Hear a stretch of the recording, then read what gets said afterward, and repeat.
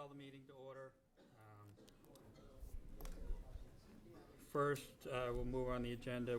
We have a certificate of compliance request for 95882 Dan Ahu, 9 Thomas Street, single-family home and associated work.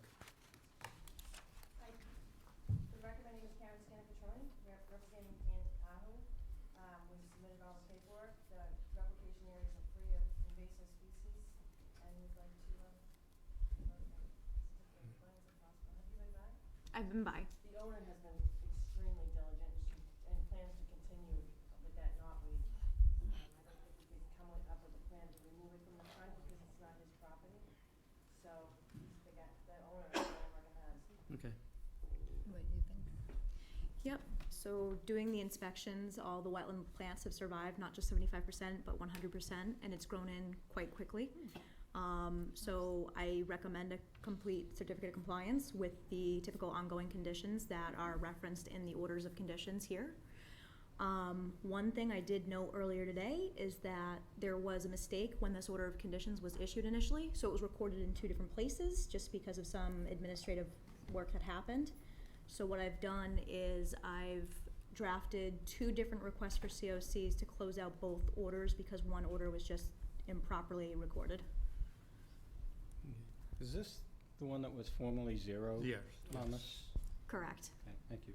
And if you can find a way to get rid of the knotweed, share it with us. Yeah, chemicals. That's about it. Well, don't share that one with us. All right. The I'll- owner's done a great job. Go ahead and take a look. The application areas are free. So I'll make a motion to issue a complete certificate of compliance on, is it both addresses or the 2 DEP numbers or? It's one DEP file number 95-882. And it's just 9 Thomas Street. Okay. That'll cover both. Yep. Yeah. You have a second? Motion stands. Second. All right. All in favor? Aye. Aye. Thank you. Right, no problem. Who seconded that? KG. KG. All right, we'll do a review of the minutes, meeting minutes. We'll start with May 20th. I have one addition for documents reviewed by the Conservation Commission.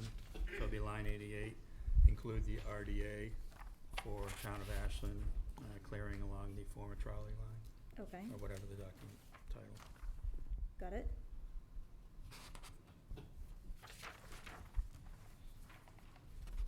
For the corrections, I move that the minutes of May 20th. Oh, Line 46. Spell my name wrong. yeah.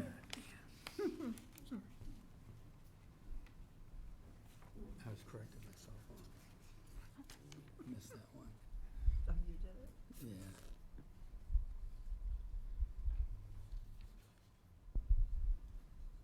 Okay. I'll continue from where I stopped. I move that the May 20th minutes as amended be approved. Second. All in favor? Aye. Carl? Well, okay. Yeah, I had a correction, but it's minor. All right. Oops. All right, June 10th, meeting minutes.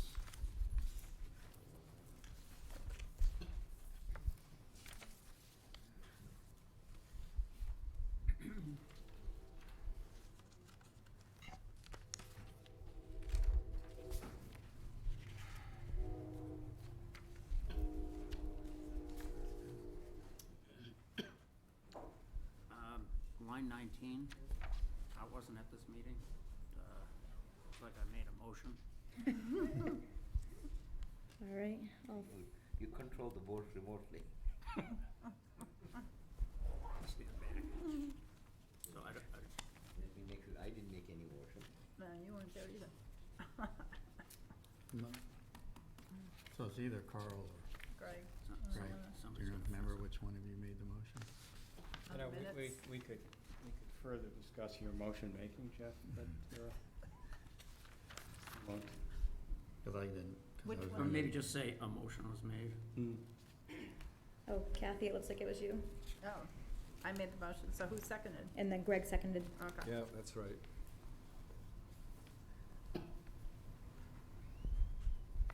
Okay.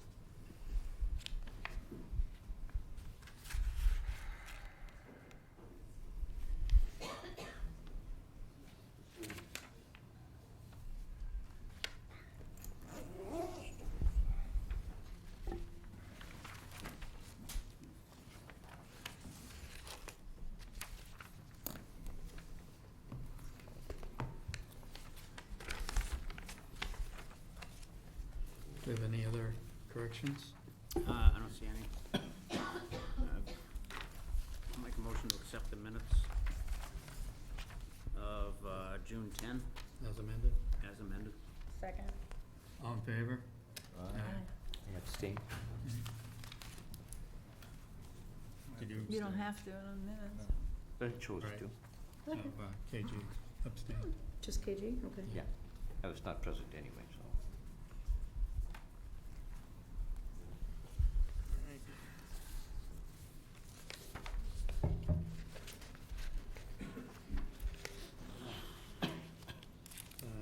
Want to do notice completion for 2014-06?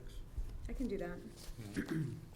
I do not believe the homeowner is present tonight, but this is a notice of completion for a stormwater management permit that was issued for 40 Whittemore Drive. The permit was issued for the construction of that single-family home back in 2014. It has since expired. I received a copy of the as-built plans from the Board of Health files because they needed to get the as-built for when the septic was done. The work was done in compliance with what we had approved in the approved plans and what we had approved per the stormwater management permit. The only outstanding item that I saw is that there's a drainage pipe that ties in from the neighboring property from 38. However, that's on 38's property, so I'm gonna have 38 address that when they file a request to the Conservation Commission, which will be Okay. forthcoming.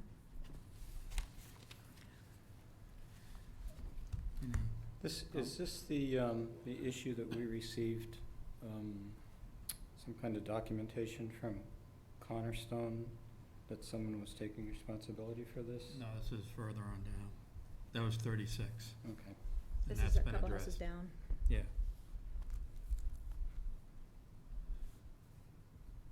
No discussion or comments, I'll accept a motion to issue a notice of completion. I'll make a motion that we issue a notice of completion 2014-06 for 40 Whittemore Drive.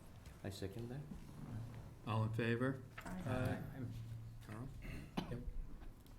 Alright, And was that KG again for the Yeah. second? yep.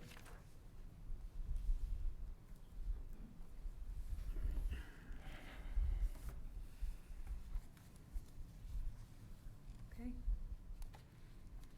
Now, Bill, can you flip over Jean's sign? So Matt isn't Alright, mistaken. anything else for 2 minutes? Yep. So I can talk about the tree removal that's next to the animal shelter. As you know, the animal shelter is located close to the Sudbury River off of Ponderosa Road. There's a couple of dead trees that DPW and the police department would like to have removed, mainly because during a storm a few months back, one of the trees did break and landed on top of somebody's car, one of the volunteers' cars. so they wanna remove just the dead trees. It is in floodplain.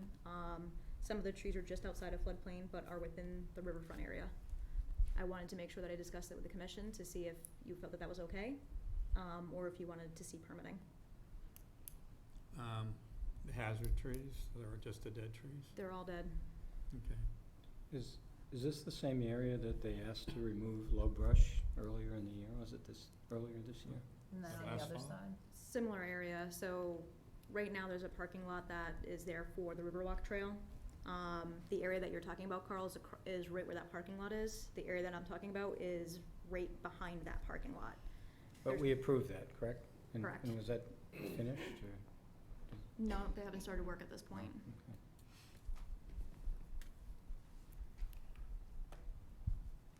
Usually, Any comments? I'm fine with them taking down the dead trees. And removing it? Yes. Okay. Yeah, yes, so am I. Fine. I don't think they need separate permitting for that.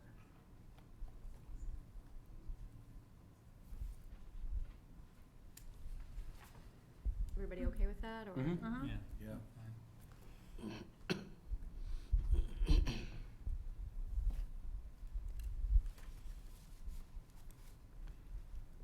All right, it's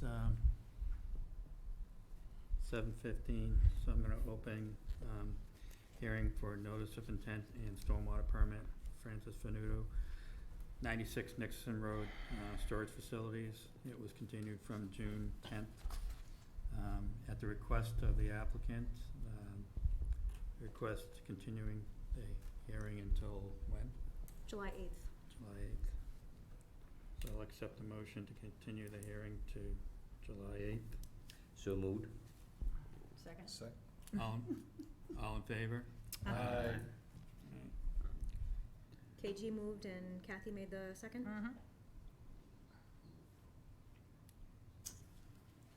600?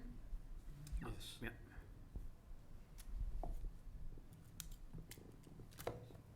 A small correction on the agenda at the bottom is the next meeting, 24 June, that should be 8th July. Yes, it should. So we'll correct it and put it in the documentation, make sure you have the July 8th. Thank you.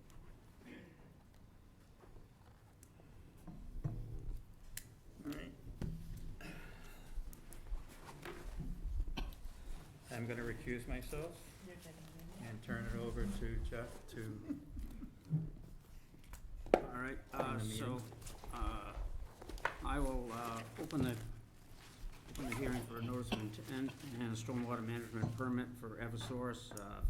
This is for the Hopkinton Ashland Transfer Gas Line replacement from Hardwick Road to Cedar Street. And this has been continued from May 20th, 2019. And tonight we have sitting with us our peer review consultant, Matt Farrell. He submitted a letter that has reviewed where he's reviewed the project and has come up with recommendations. So I think, Not all of it yet. We don't have the wildlife one yet. oh, we don't have the wildlife yet? No. So. Correct. Nope. So, do you want There's the to stormwater. go through and explain what you've found in the review of the documents and any field? So actually, I think Go ahead. it would be better if Eversource, since you're present tonight, and I think some members that are here in the audience may not have come to previous hearings, I think it would be worth Eversource actually presenting just information from the past, do a brief summary, and then going from there. I agree. I was going to summarize what we are reviewing and what we're not reviewing, if that's okay. Yeah, that's fine with me. The scope of this review is, as many of you know, but some of you don't know, there are two levels of review going on for this project. One is at the state level at the Utility Siting Board, and one is at the Conservation Commission here this evening. And they're two separate issues. There has been some discussion that the Board of Selectmen has no jurisdiction on this issue, and that's a little bit vague. Just so that everyone's on the same page, the town, at the beginning of this project, applied for what's called intervenor status.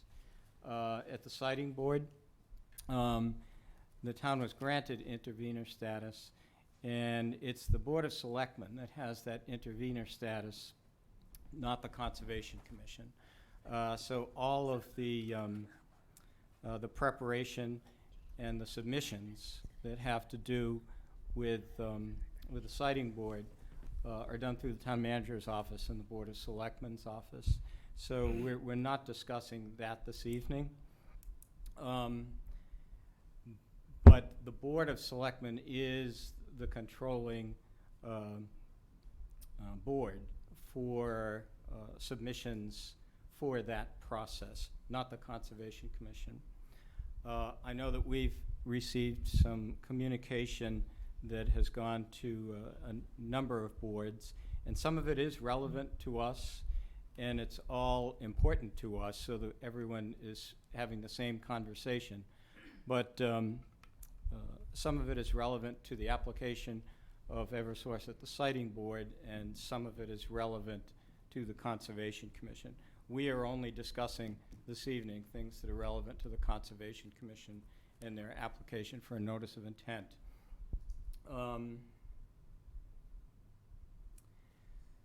And our jurisdiction, again, and I know some people are tired of hearing this, but our jurisdiction is somewhat limited in that it's limited to wetland issues. With regard to the Wetlands Protection Act at the state level and the Ashland municipal bylaw. At the last hearing, I believe, we hired a peer review. And that was Lucas Environmental. That's who Matt is representing tonight. And for you that are not familiar with that process, the peer reviewer goes through the applications at a different level of scrutiny than the Conservation Commission and makes their recommendations to the Conservation Commission so that we can all be talking on the same conversation on the same level. And I think that's where we are as far as Matt being here. Now, to your point, Meg, would you like to make some kind of an opening statement?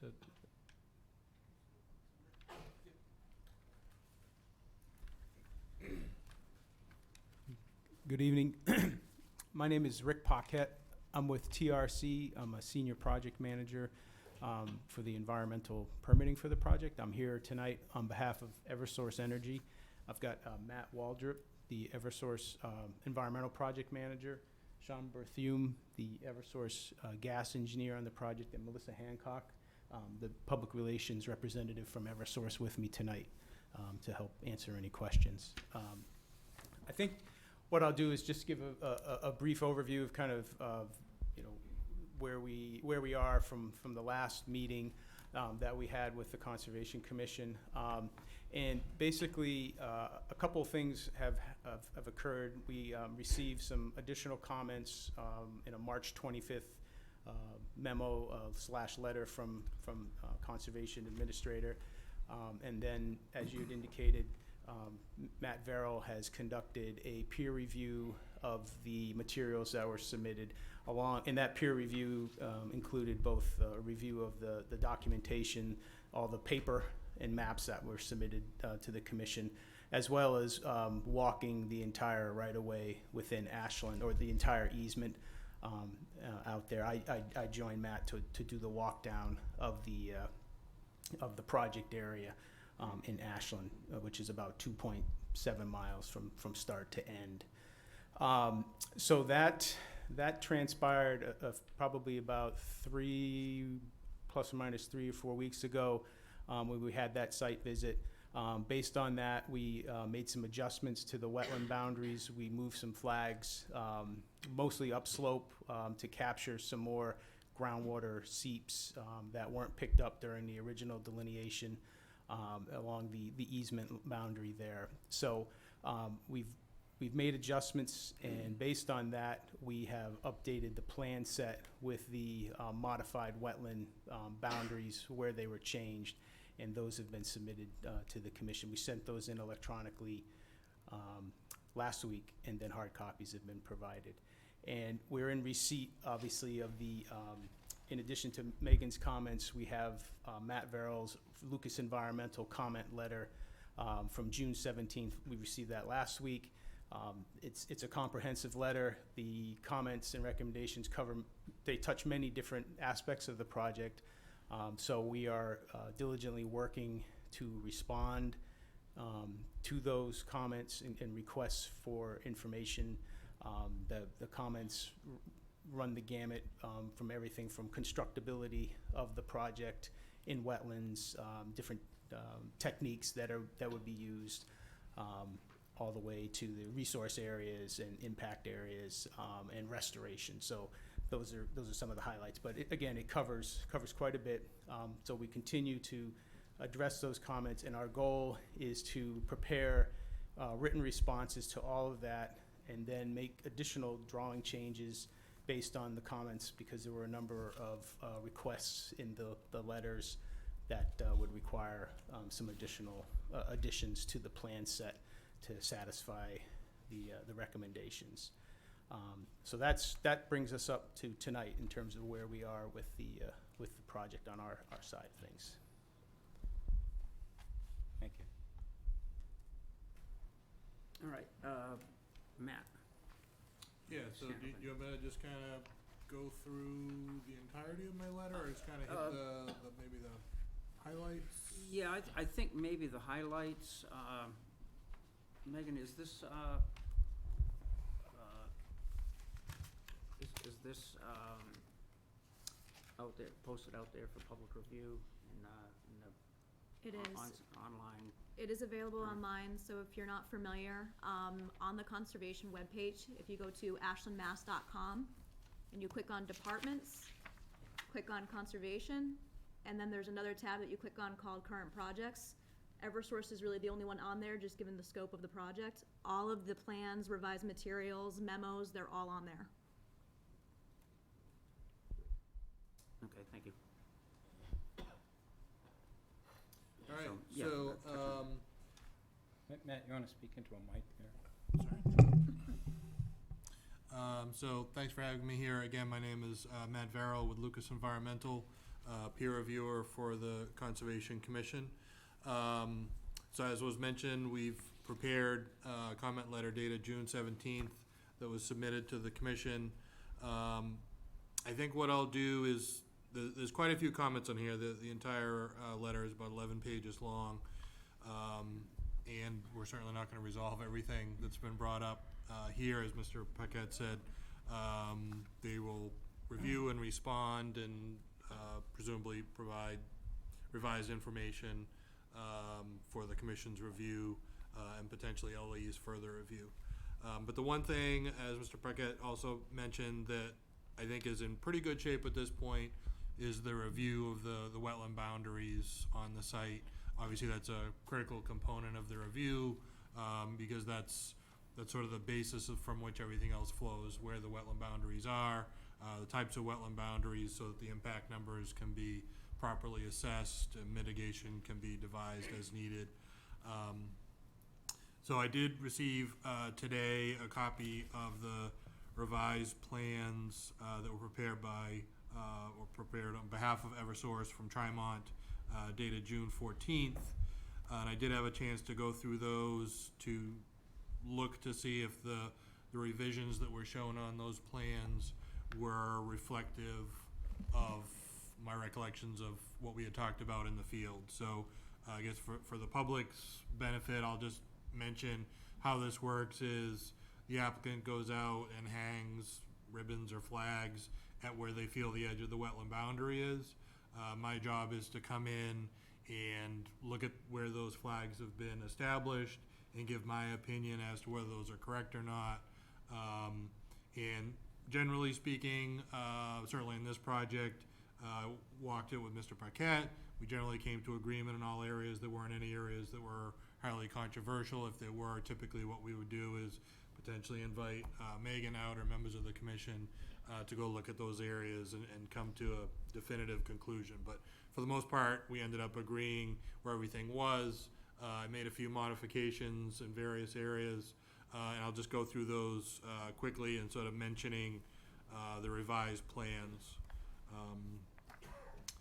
So, for the most part, the revised plans seem good with the revised flagging locations on the site or through the project area. On sheet 13, they had added some wetland areas that are actually outside of the work zone, including one detention basin area, in order to show the buffer zone off of those. So I think that was appropriate. That was one of my comments when we were in the field, was the idea that just because the wetland isn't necessarily within the actual easement or within the impact area doesn't mean that it shouldn't be shown on the plans from a buffer zone perspective. So there were a couple areas where they went out and added some areas. I didn't necessarily review the specific flagging for those. Some of those areas weren't necessarily flagged because again, it was buffer zone, so it's typically sort of in this situation, I think an approximate location is suitable for determining buffer zone impacts. Get into a little bit more detail on that in a specific resource type. So again, just looking through there on sheet 17, the revisions look good. Sheet 20 and 23, the revisions all look good. On sheet 26, for one of the wetland areas, and again, this is something that I can, put in writing and give back to the Eversource folks. There was 2 flags that have the same flagging number on there. That's something that we would probably want to clean up. Sheet 27 looked fine. Sheet 28 needed definitely some additional editing. I think that was, do you have? can I borrow these? Yep, those are yours. Okay.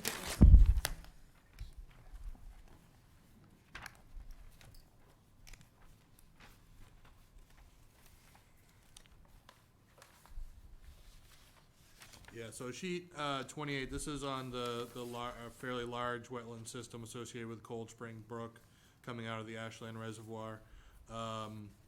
There's definitely some additional editing that's needed on some of the flagging in here. It's a little, as Rick will remember, there was a lot of flags in a small area, and we moved quite a bit of stuff around, and I think there's still a little bit of cleanup that needs to be done on that. So for that particular one, I think we need a little bit more work. It may all be there, just we need to literally connect the dots a little bit better.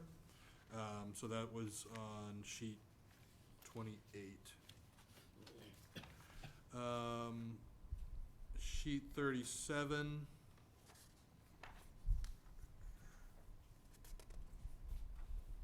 So this is with another area that had fairly extensive wetlands, again, outside of the easement, but that created a buffer zone into the work area. And the more critical component here was there was an area that I observed that I believe to be a potential vernal pool located to the north of the work zone.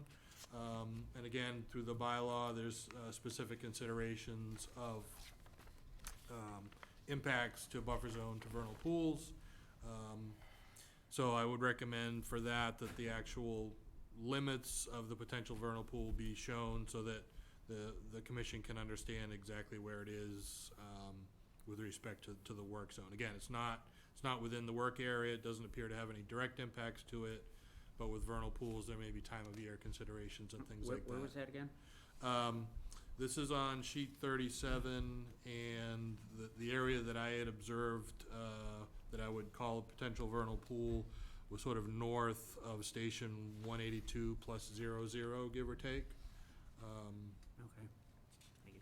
And I had spoken to one of Mr. Paquette's colleagues about that, so I think TRC is aware of where it is, but I think it would be worthy to show on the plan. On sheet 38, there are 2 wetland areas. The first one that's just east of station 188 plus 00, which was an originally delineated wetland. We made a very small modification to that subsequent to Mr. Paquette and I's site walk.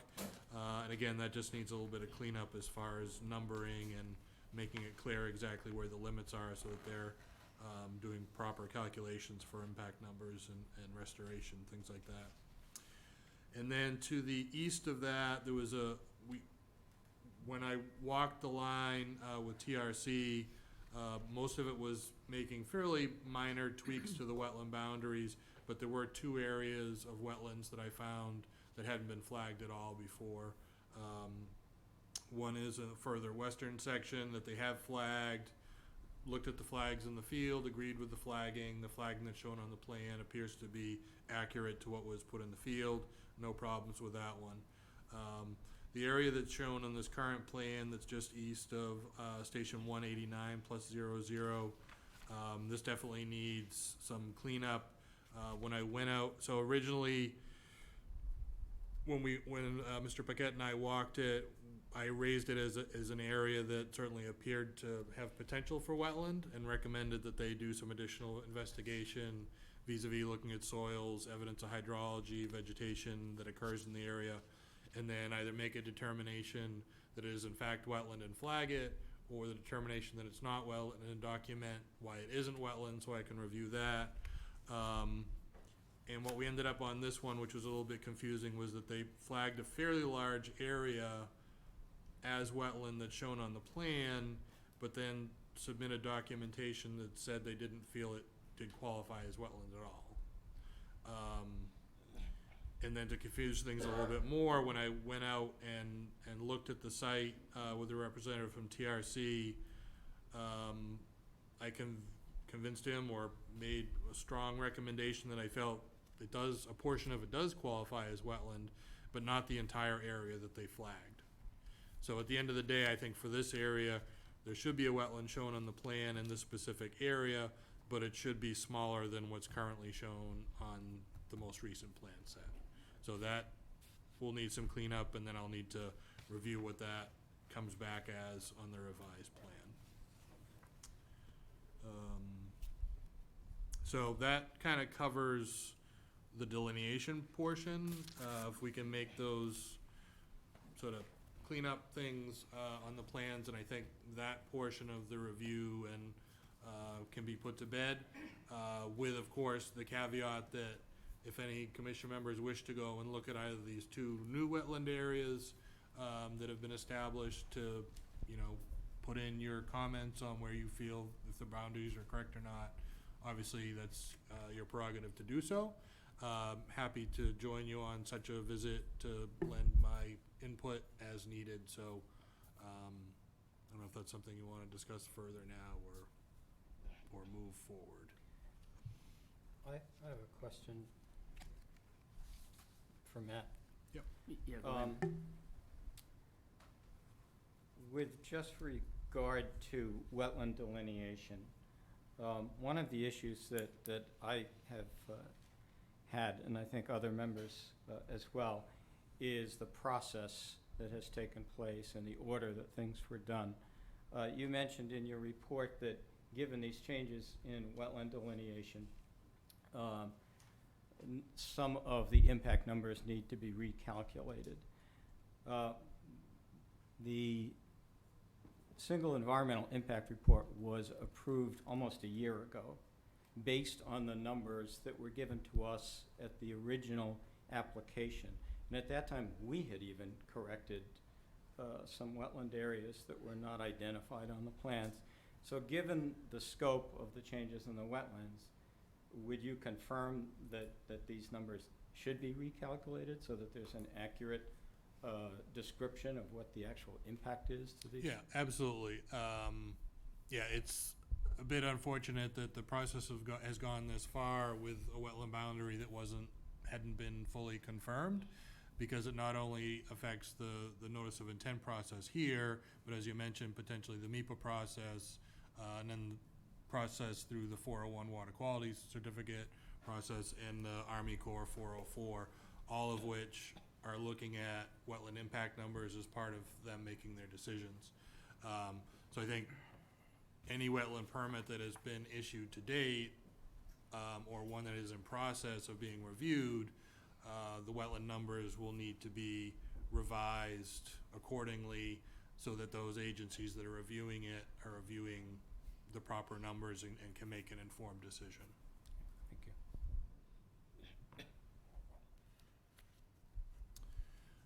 So I guess from there, I'll just kind of go through the letter and hit a few decent numbers, sort of the most important areas, I think. I think some of my comments in here are things that I may not go over tonight unless the commission wishes. I mean, I can go through point by point through all of these if you wish.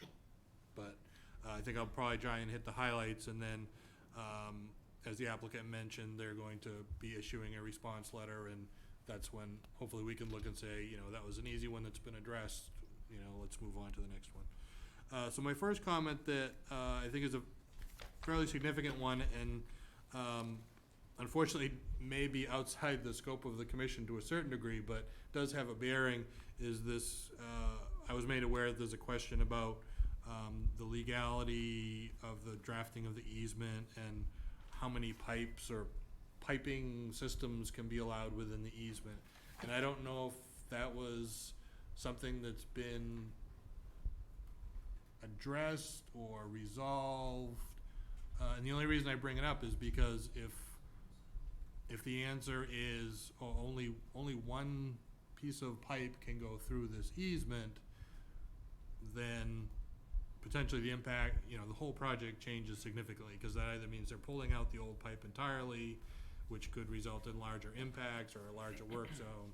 So I guess I just raised that as I believe that's an important thing that kind of has a domino effect on a lot of other things, but it doesn't sound like it's been resolved. It originated actually here at the Conservation Commission, and I think it's still, from my perspective, it's still unresolved at both this level and at the siting board level. Okay.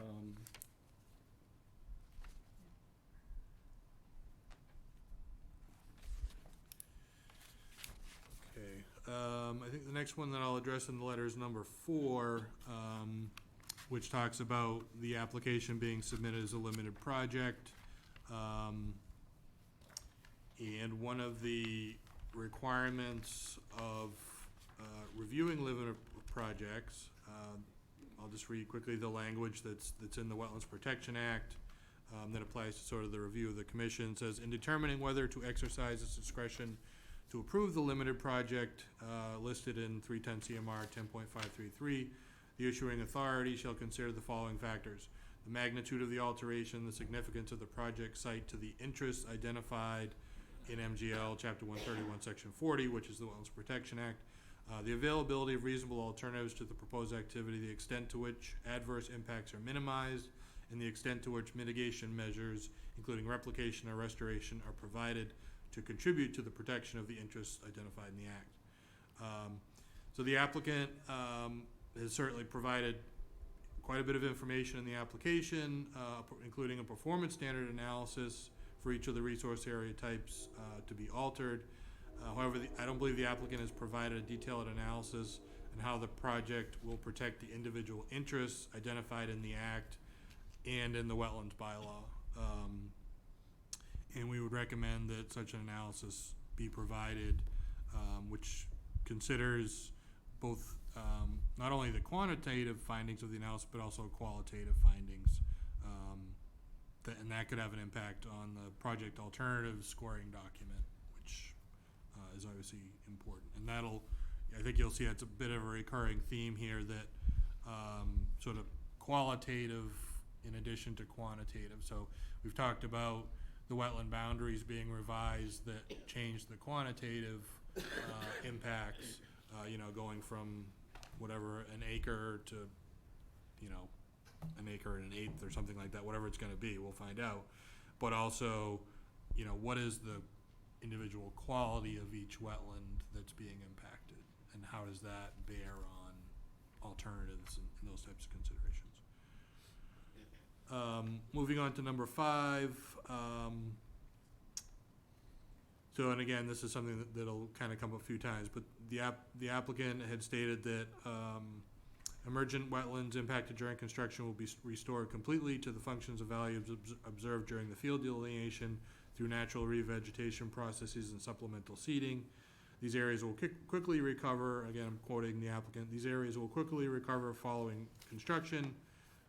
PSS, which is pedestrian shrub swamp, wetlands, impacted during construction will also be restored through natural revegetation processes.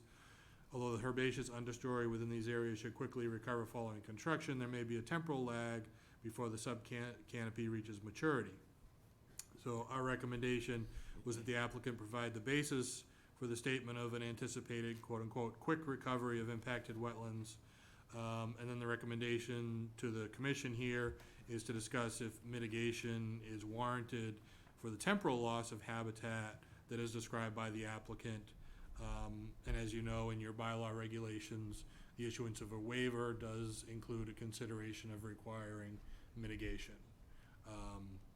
So again, although these areas, in my opinion, are likely to restore fully over time, there is an impact in that time period before it's fully restored that may or may not warrant mitigation. And that's, I pose that to you as a discussion point as much as anything.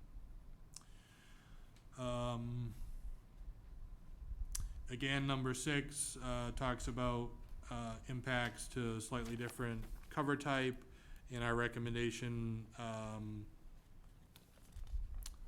so one of the things that they talk about is that there's some of these areas do have some mature trees growing on them that will need to be cut in order for the work to continue, but the trees will not be allowed to regrow because it is an easement that would need access, and I fully understand that. However, I guess I would raise the question that if the trees have been allowed to grow now, why wouldn't they be allowed to grow back in the future? You know, why are they there now? And then again, sort of the same comment on should there be mitigation where some of these areas are close to, if not forested, and they're going to be changed to a different cover type. Is that an impact that you feel warrants some sort of mitigation, on-site or off-site or whatever it may be? We'll jump to number 8. The applicant had put a number on the total square footage of impacts to bordering land subject to flooding. And this is, I guess, a bit of a technical, I don't know, I'm not sure if it's a differing views or not on this, or if the applicant may have just miscalculated this, but in my experience, in my opinion, in my reading of the regulations, the resource area bordering land subject to flooding begins where bordering vegetated wetland ends.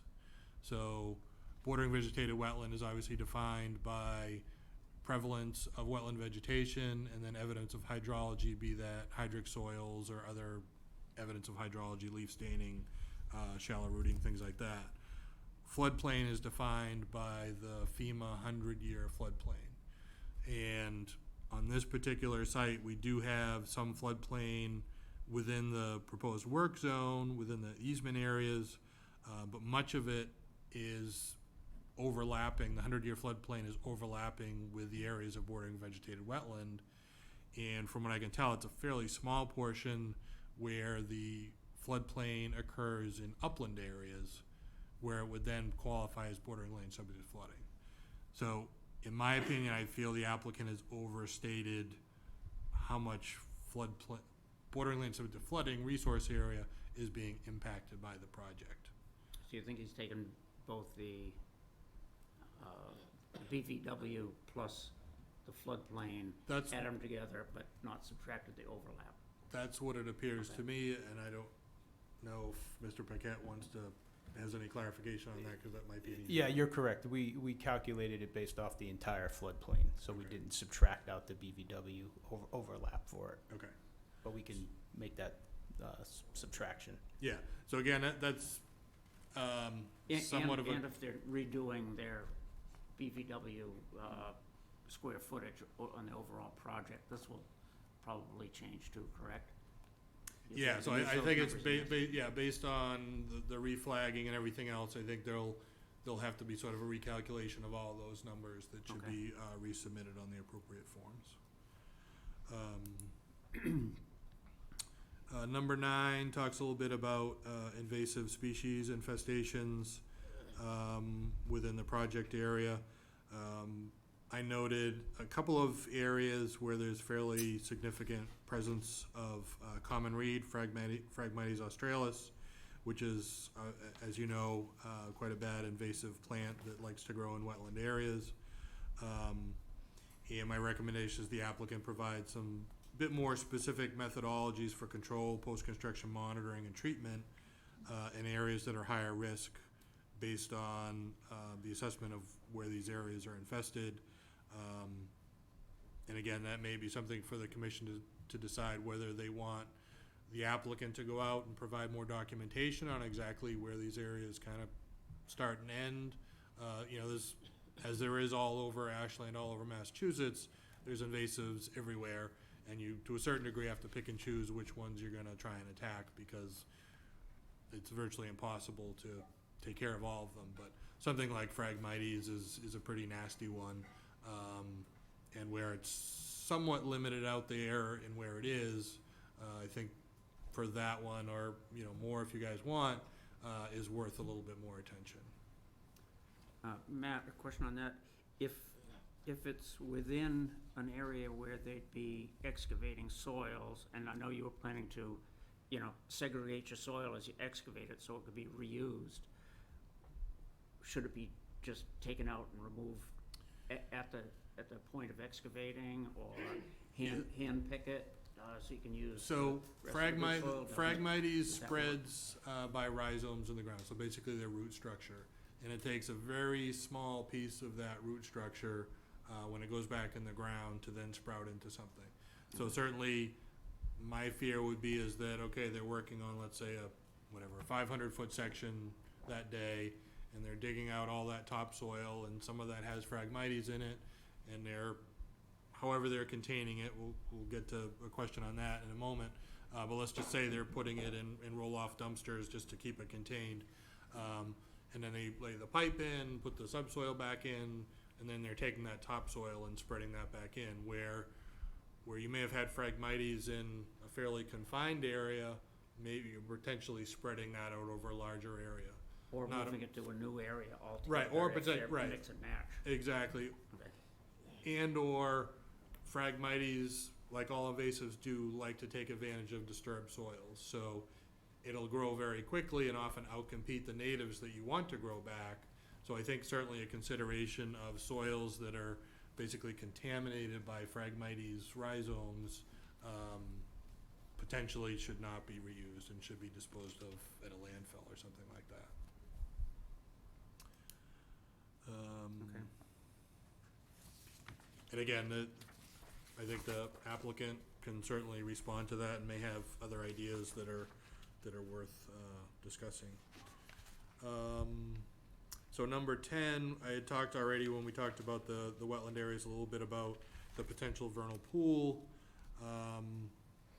And again, your bylaw has some fairly specific requirements with regard to protecting vernal pools, and I think the applicant should provide some sort of language demonstrating compliance with the bylaw standard, and potentially if there's mitigation either proposed or if the commission would want to see some sort of mitigation for any impacts that, again, may or may not occur. If the applicant can demonstrate there are no impacts and you folks agree, then that may not be a big issue. Gonna skip down to number 19. The ones sort of 11 through 18, I think are a little bit lower level. Still important, but for the sake of time, I think we'll jump to 19 here.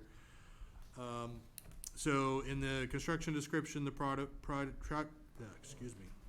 project narrative states, to quote, to expedite backfilling and minimize hauling by truck, excavated soils will be stockpiled immediately adjacent to the open trench, end quote. In some of these larger wetland areas, sort of, you know, near on the DCR land, near Ashland Reservoir, Cold Spring Brook, some of these wetlands are really wet wetlands. A wetland that's been established for a very long time, that's sort of in the lowest areas of the watershed, over many, many years, if not millennia, generate these very mucky, thick, organic soils. that is, if any of you have walked out through the woods, you may have walked into a wetland and be happily walking along with your feet under you. All of a sudden, your knee or, God forbid, thigh deep in mud. Those are the types of soils that are out there in some of these locations. And probably just from your direct experience, when you go to pick up a handful of that mud, it kind of just dissolves in your hand because there's so much moisture in it. So being able to pick those up and stockpile them directly next to a trench, I think is quite unlikely that it's just going to stay there. It's going to spread out and potentially, again, if we're on timber matting, needs, I think, a better solution for how that's contained. Again, whether that's picked up and put in some sort of a, a roll-off container, or again, I'm not designing it for the applicant, but I think there certainly are areas where soil can come out, be put next to the trench, and it'll stay where it belongs. But for some of the soils that are out there, that's, in my opinion, going to be problematic. Before you jump any further, Yep. could you speak to 11?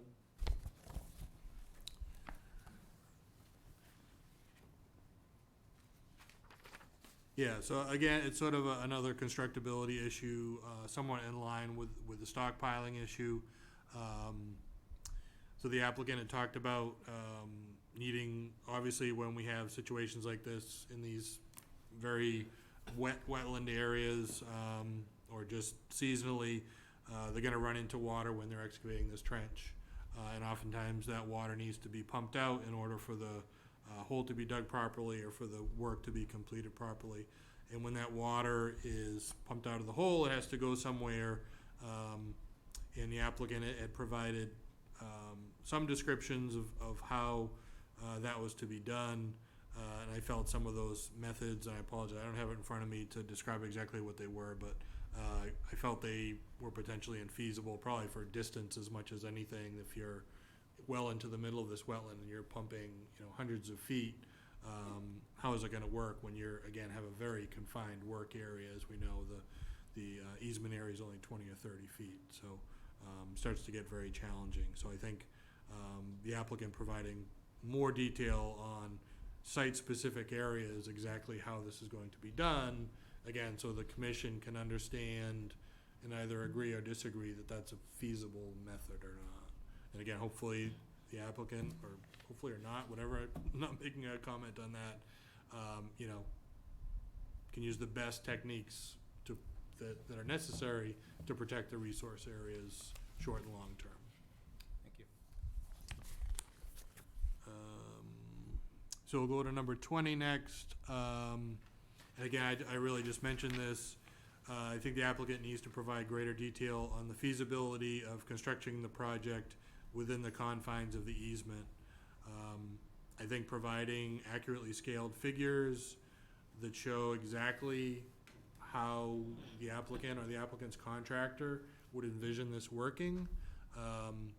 Again, the proposal is to basically timber mat the entire easement, and then presumably have, some sort of an excavator on there, people, other equipment, and I think it's important that the commission is comfortable that in reality, the way the work is being proposed can actually be done, and that halfway through the project, or even just, if our order of conditions were to be issued, that the applicant comes back and says, it turns out we really can't build it that way. We're gonna need a temporary access easement from landowners to do the work. Something like that's gonna result in greater impacts, which again gets back to, are you really looking at all the impacts in their entirety when we're looking at the alternatives and everything?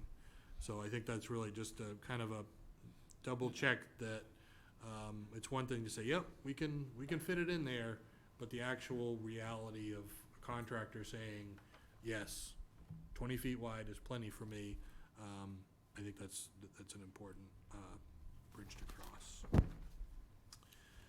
21 was a few comments on the evaluation of alternative routes. I may have touched on this a little bit earlier. So again, the way the alternatives analysis was done, they created a scoring system, and they had a scoring criterion called wetland resource areas and buffer zones.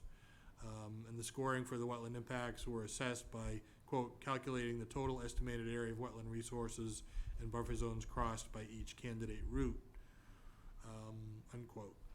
The scoring does not appear to include any consideration for the individual functions and values as defined by the act or the bylaw that may be provided by one wetland system over another.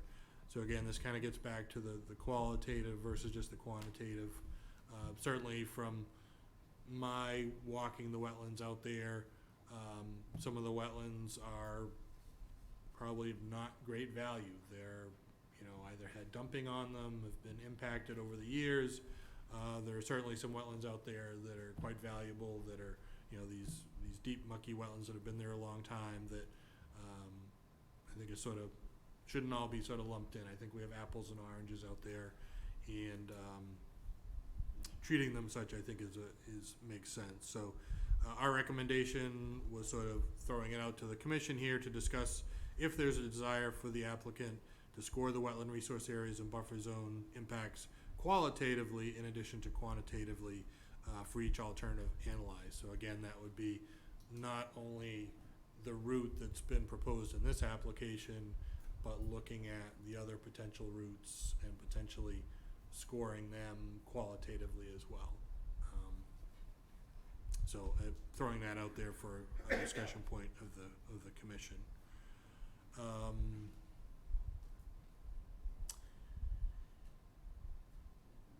So, and again, like we had talked about, the revised wetland boundaries, which are impacting not only the wetland boundaries, but buffer zones, things like that, potentially changes to floodplain impacts. We recommend that the applicant review the scoring analysis based on the current wetland and buffer zone impacts. So once all these numbers have been revised, plugging it into whatever spreadsheet is being used to determine if the preferred alternative remains the preferred alternative or not. It very well may, or it may not. One other comment that I'll make, and again, this is maybe starting to get a little bit outside of Wetlands Protection Act jurisdiction, but it does relate back to, preferred routes and preferred wetland impacts, things like that. So the alternatives analysis, including a scoring criteria called residential units or residential structures. These receptors included residents that, quote, could be affected during construction by project activities, including noise and dust, as well as temporary traffic disruptions. And I guess the question that we're raising is if the applicant viewed these impacts all equally, or if they were different. So if the easement went through somebody's backyard and they were digging up a backyard, maybe having to move a shed or go through somebody's vegetable garden or something like that, was that equally weighted versus them digging up the street in front of their house? Again, this can kind of be a discussion thing where the commission says, yeah, that's outside our jurisdiction, never mind. Or, it kind of gets back to the same thing with the wetlands of sort of qualitatively and quantitatively, that not all impacts are the same.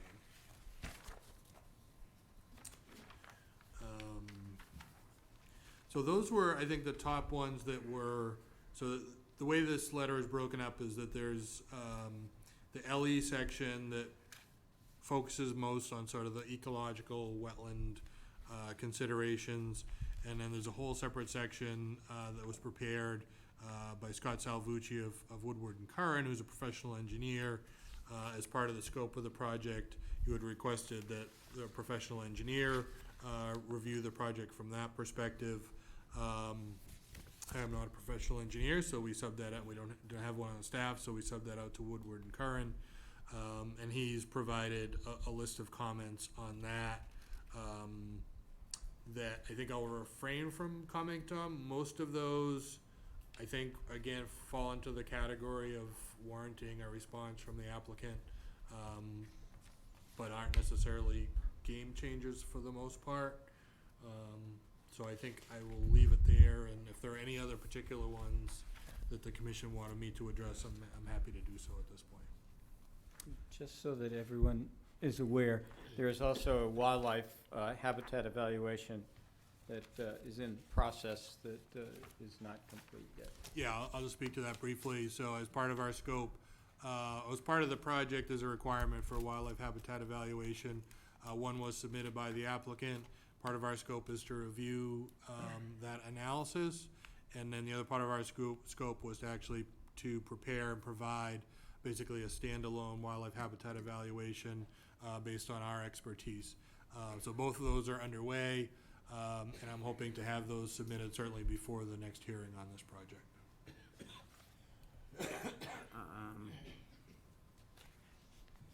All right, thank you, Matt. One of the things that I'm thinking of, and I guess before I say that, when we finish our discussion here at the table and get responses from the applicant, then I will open it up to questions and comments from the audience. Alternative routes. Just kind of in a general sense, what I've seen is that there's either the route following the existing pipeline, or it jumps out into the street and winds through town, and that's being reviewed by the DPU. Might there be other alternate routes within or closer to the pipeline that might be available to them besides what was proposed wholesale? In particular, something that's come to, that I've thought of, and I haven't brought this up here, but I did send a letter to the DPU, and that was the big wetland swamp at the toe of the slope of the dam. That's clearly the most sensitive and the largest wetland. That's where you're talking about is just, it's all soupy muck, Yep. you know.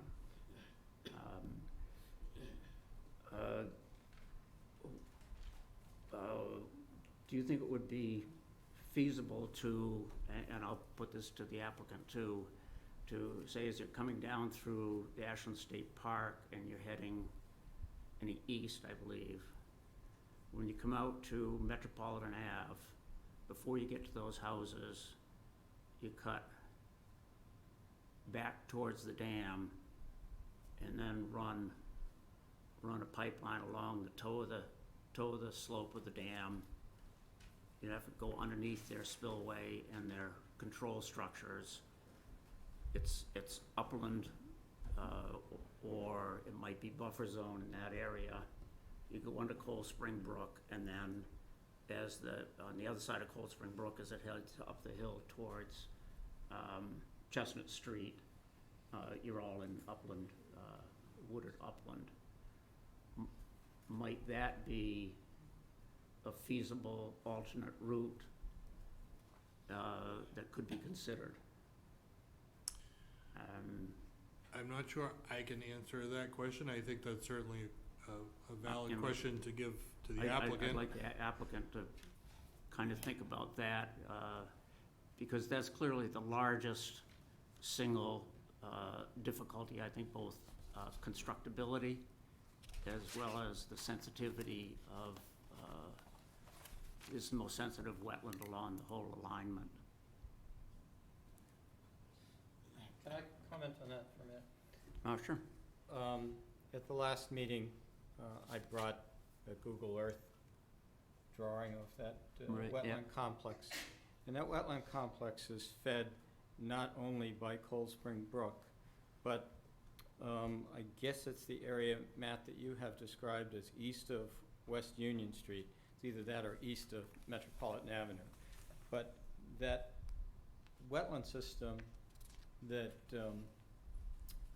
that forms down near Main Street is fed by Cold Spring Brook and a brook that comes down behind the houses on 135 that circumvents all of that area that you're talking about, goes under Metropolitan Avenue near Christie Lane, and then into the Willow Swamp.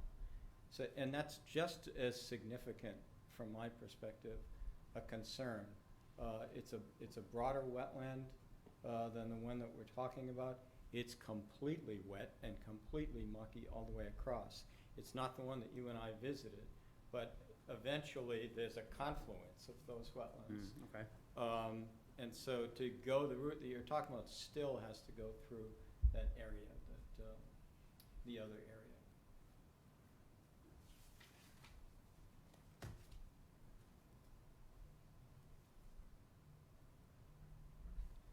So that's one thing I think I'd like you to at least sort of consider and evaluate, and if you want, I can,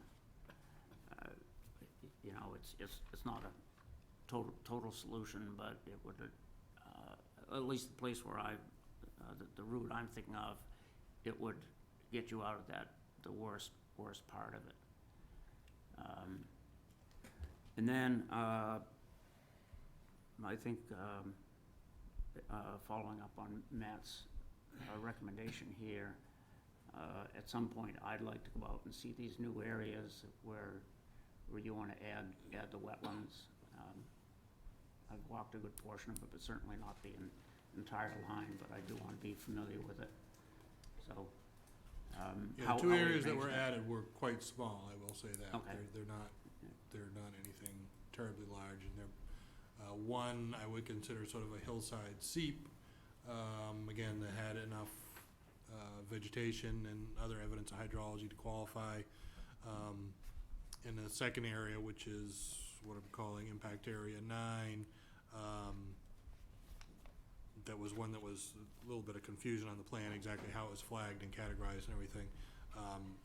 To me, it appears it's potentially a remnant of a filled wetland, and I think it qualifies, but it's not much, and there's a lot of stuff dumped in it, so it's not the best wetland in the world, but again, that kind of gets back to the qualitative and quantitative discussion.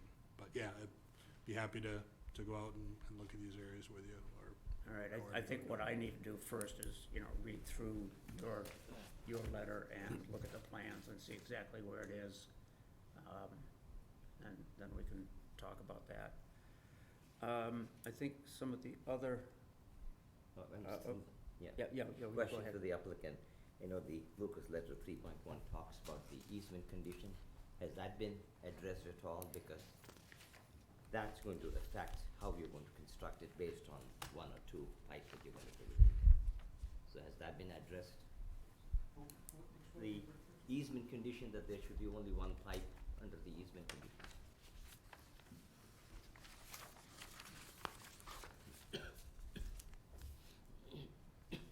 Good evening. So as the company stated before, I mean, we're of the belief that we are allowed to have, as it says, 2 facilities in the ground. We would not have pursued the project if we did not have the rights to do it in the first place. That's usually the first cut we take, that our legal staff and lawyers look at. That has come up at the EFSB proceeding, and we did provide them our rationale for it, and as did the town's lawyer provide their rationale, and I believe that's, in terms of the siting board, that is still being worked out, but the company has not changed its belief that, you know, we can do the project and have the rights to do it as we've currently proposed. All right, thank you. A couple of questions that Matt raised, I think that we need to resolve is, do we as a board want to have the weighting of both, you know, the quality of the wetland areas, as well as you're talking about the structures of residential areas. I'm all in favor of that. I think, you know, nothing is the same out there, and each one should be evaluated separately, I mean, individually. Before we jump to that, for one thing, I have a lot of comments that I would like to ask Matt and the applicants, and I think that they're things that are relevant to what a lot of people may be here to weigh in on. And I would do that as quickly and expeditiously as possible. But I think that before we make any of those decisions that you're talking about, Jeff, we need to get the answers from Eversource to Matt's comments. I think it would be more helpful if we had the answers to Matt's comments before we made any final decisions on those suggestions. So, does he want the applicant's opinion on what, on the weighting issue? Or On all of or them. On all of them? Well, they have to weigh in on all of the comments of period. Right, yeah. And they- we don't they- have those And I yet. presume they will by, Next meeting? they will in writing, whether it's by the next meeting or not, but, because there are still issues to be resolved here. Yeah, and I think, I guess one of the questions that Megan and I talked about earlier today was the question on, so thinking a little bit further out. So Lucas Environmental submitted our initial comments. We'll be following up with the wildlife habitat evaluation. Presuming the applicant will provide a response to this. And then the question arises, at that point then, presumably you'll want Lucas Environmental to review the responses and either say, yep, that we agree, or there's more to be vetted here. So that's sort of just want to hopefully leave here tonight with some clarification on that, just sort of process-wise going forward, so that we know, expectations from our part as well. And I think beneficial to the applicant as well. Okay, yeah, go ahead. Yeah, Matt, thank you for the letter. I think we're certainly planning to respond to all of the questions. The only one that I think might be problematic, just considering the EFSB proceeding, was the last one that discusses the weighting and scoring with the wetland resource areas and how they were scored in comparison to the other categories, because that's exactly what we're doing at the EFSB right now. And we're not supposed to be duplicating that process, locally, because that's what the EFSB is for. We can certainly do the ranking of the wetland values. We can come up with some type of scoring system for that, Matt, that shows which ones are higher value than others. But in terms of how it relates to the alternative route, no matter what we do, the alternative route is going to be less impactful for wetlands. You say that with complete honesty, because it's in a street and the only impacts are buffer zones. But that's the very reason why the limited project provision has at the very end that it says there has to be no suitable alternative. But then it goes on to the end, as I mentioned last time, that says for projects not reviewed by the EFSB. And it in a way kind of does take it out of the Commission's hands, but the route is being selected by the EFSB. We provide our rationale for it, and the town does through their intervenor status. And the EFSB makes the decision in that regard. So we can certainly provide this information, but I'm not sure, if it would differentiate any further the difference between the alternative and preferred routes.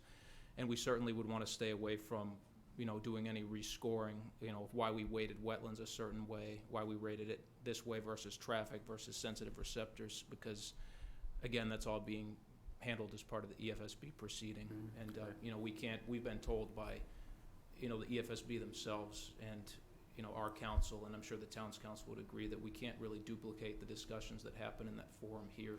It has to be limited to just wetlands. And many of the stuff Matt has mentioned is certainly relevant. The wetlands, which wetlands are higher value than others, because that would benefit us too, as the applicant, looking at which best management practices would be appropriate for which wetlands. So that would be my only bit of input, just having read the letters. That one I was just talking about, I think we'd want to be careful how we answer that. It may not be exactly the answer that the Commission was looking for in terms of, the magnitude of the response. All right. Can I Yeah. just rebut that a little bit? I remember that back and forth. It was you and I that were having that conversation, and then your PowerPoint crashed, and we changed the subject. Because you had the statute on your PowerPoint. And then your PowerPoint went off. And what I would have said, and I don't know what your comment is to this, is you're right as far as the state statute goes, but our wetlands bylaw doesn't have that language about the siting board in it.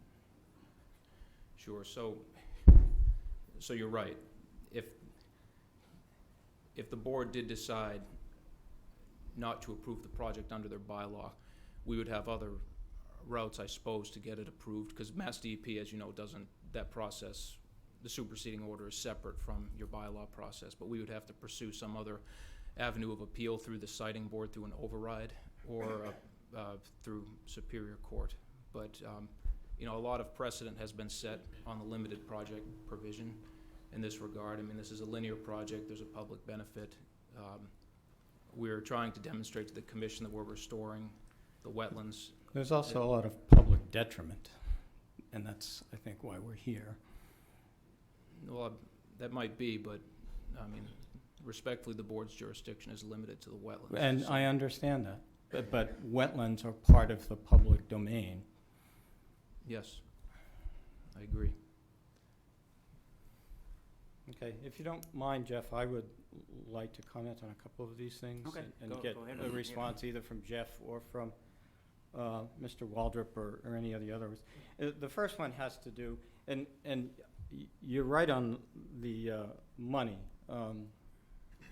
with regard to some of these are game changers and some of them are not game changers. A lot of wetland delineation, a lot of the things that Matt commented on are things that we comment on every project that comes before us, wetland delineation and those things, and we usually come to some resolve for that.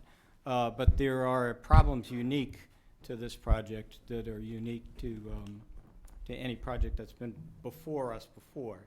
I think that, and one of the first one being the one pipeline, to some people, myself being one, the legal document is very clear that it says only one pipeline. It doesn't say pipeline, it says pipeline.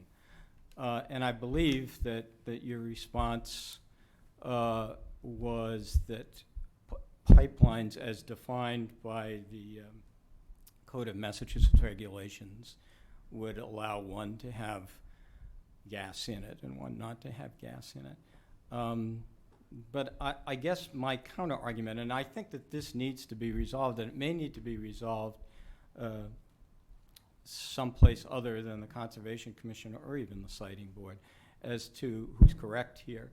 But my argument would be, what was the intent of the people that wrote this document in 1951? And there was no definition of a pipeline in CMR or CFR in 1951. And there was no, in this document, it's called a pipeline, 2 words, not a pipeline, suggesting to me that it's a line of pipes, not 2 lines of pipes.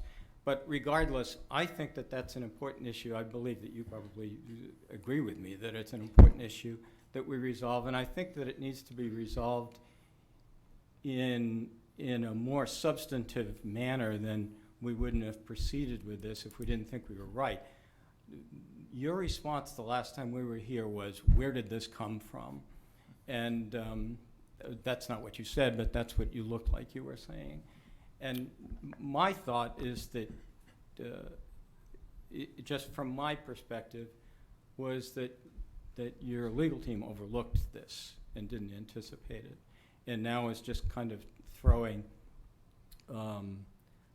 sand in the air as a response to it. I think it's an important issue, and I think it definitely does have an impact at this commission, because you're right. If you do have to remove the old pipe, there's a significant difference in the impact that this whole project would have. And I think that that needs to be clarified. So, Mr. Chairman, may I respond to that? First, Carl, with your assertion that I didn't identify the document before, as I mentioned, our legal staff deals with that, and the group here deals with the wetlands and environmental issues. So our lawyers weren't here that night, but we did take it back to them, and they knew well, about that document. And our rationale for against what you're saying is that it does say there's one pipeline.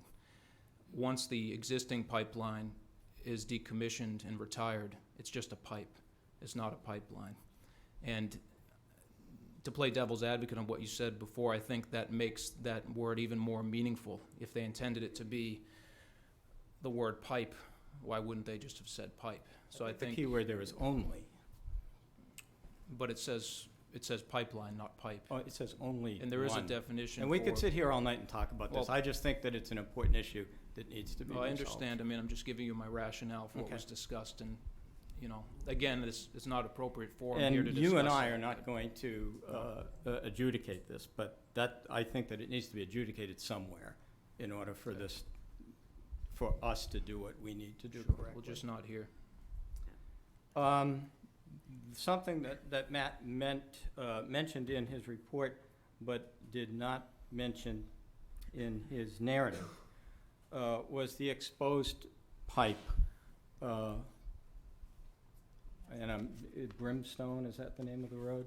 Yeah. The exposed pipe that's been exposed for 15 years. And we brought that up at the last time, and I'm sorry that I'm paraphrasing, I'm just giving my kind of perception of the responses, but it seemed to me that the response was, it's not a big deal. And I tend to think that it is a big deal. I tend to think that it's potentially dangerous. And he asked the question in his narrative of how would this pipe be addressed? How would it be, and when? It comes in year 4 or 5 of your project. So yeah, I was just surprised that you think that it's an issue not worthy of addressing for 5 years. So again, just to clarify, what we had said is it's not an issue to be addressed in this forum. Again, it's not, even though it's in a stream bed. It is in this form, though. But because it's in a stream bed, Carl, but Yeah. the safety issue, and if there was, the company takes safety first and always, which is why once we found out about it, the first thing we did was do a site visit. The DPU knows that it's exposed. Your fire chief and town officials have done an inspection, and we have responses in writing from them that it doesn't pose any imminent threat. There's no risk of it being hit by a vehicle or any other type of equipment. The one requirement we had from the DPU was to put a pipe marker on either side of it, which we did. And this came out as part of the proceeding, and the way it would be handled is once the project reaches this area, that pipe is eventually going to be, I believe, cut and removed, just that piece, to keep it out of the stream bed. But under no circumstances, I think, were we trying to be dismissive of that concern. We acted on that immediately when we found out about that, notified the town, notified the DPU, and took all the actions necessary to ensure that it was safe. If there was a safety issue, the company would have done something immediately, no question. So why would you try to change it when you reach that point? Well, because it's exposed in a stream bed, and if we can just cut either end and cap it, that's not. If There's it's not going to impact the public by safety or other means, why do you want to spend extra money to do that? Well, it's a fairly small section, KG. I understand. We would just cut It either is. end, but. But why? I- It's somebody's money that you're spending in anyway, so But I don't want to make a comparison between removing this small section and removing the entire pipeline, because that's a 10-ton tank you're talking compared to a tiny little Right, ant in if- terms of impact. if that's And- going to be make it more safer, then why don't you do it now? No, Well, what- it's what not, is- it doesn't I have know to when do they with. come to that point, they're going to do it, but if they're going to do it, there must be some reason why they're going to go back and put it Okay, down under. I think we're mixing So- apples and oranges a little. There's no safety issue at all with the pipeline. The reason we would move it when we would move it after the project would be just to get it out of the stream bed, because it's exposed in there. And, I think the commission would support removing a structure that's exposed in the stream bed. So I think what he's saying is after the 12-inch pipe is put in service, Then and they- that one's dead, then they can Just take that it, small then they can take piece. it out, Yeah. just that one section. So it wouldn't be removed until there's That's another right. working pipe beside it. Correct? So, well, Again, in and the- Mr. Chairman, may I say one last thing? The company, I think, over the past several meetings has answered a lot of questions completely unrelated to wetlands, and I think usually we do that, but in the extent that the magnitude of questioning we have unrelated to wetlands, is probably not in the best interest of the proceeding to answer them in this forum. But I would say to any of the public that has questions on this, we can stay here as long as we need after, and feel free to come up and ask us any questions. And, we want to do that as Ashland is a community where, we work and where a lot of our employees live, so that's the least we can do. We want to make sure we get you the answers you need, but we can't, both for the interest of the town and for the company, we can't duplicate here the process that's going on at the EFSB. Then, Think, Carl, if you have, do you have more issues? Yes. More things you'd like to ask? And then I'd like to, if there are I any other think questions. that we obviously going to have a difference of opinion of what's wetland-related and what's not wetland-related. A pipeline that runs through the extended wetland complex that you're talking about is wetland-related. If there's one pipe or two pipe, that's related to wetlands. If there's a pipeline that's exposed in the middle of a stream, that's a wetland issue. If it were exposed somewhere in the middle of a field, it wouldn't be a wetland issue. But let's talk about a couple of things that are directly wetland issues. And refueling stations, it's another thing that Matt brought up that he didn't bring up in his narrative. Let me combine two of them for the sake of time. The feasibility of working in a 20 or 30-foot right-of-way, refueling stations and stockpiling muck. I'll combine all of them together. I think that there are some of us that have doubts that that can actually happen. I know it's written into your plan. I think that there are a lot of, and I think the scope of this narrative captures this in your plan, that there's a lot of generalities in this application that suggest, don't worry, we've got this under control. But it's our job to worry about things, to make sure that they are under control. And if you're in the middle of a wetland and you have to refuel and you can't be on private property and you can't be in the street, and you're stockpiling muck on that matting, how does that work? That just doesn't make sense to me, and that's a wetland issue. No, I agree.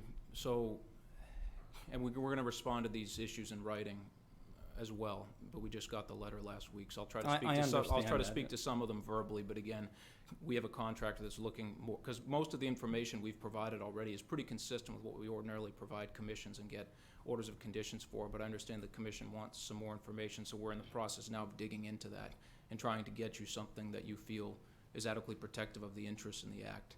So, speaking to refueling, generally the only requirement we have from commissions is that we cannot refuel, one, in any resource areas, which is riverfront area, floodplain, BVW, or any buffer zones.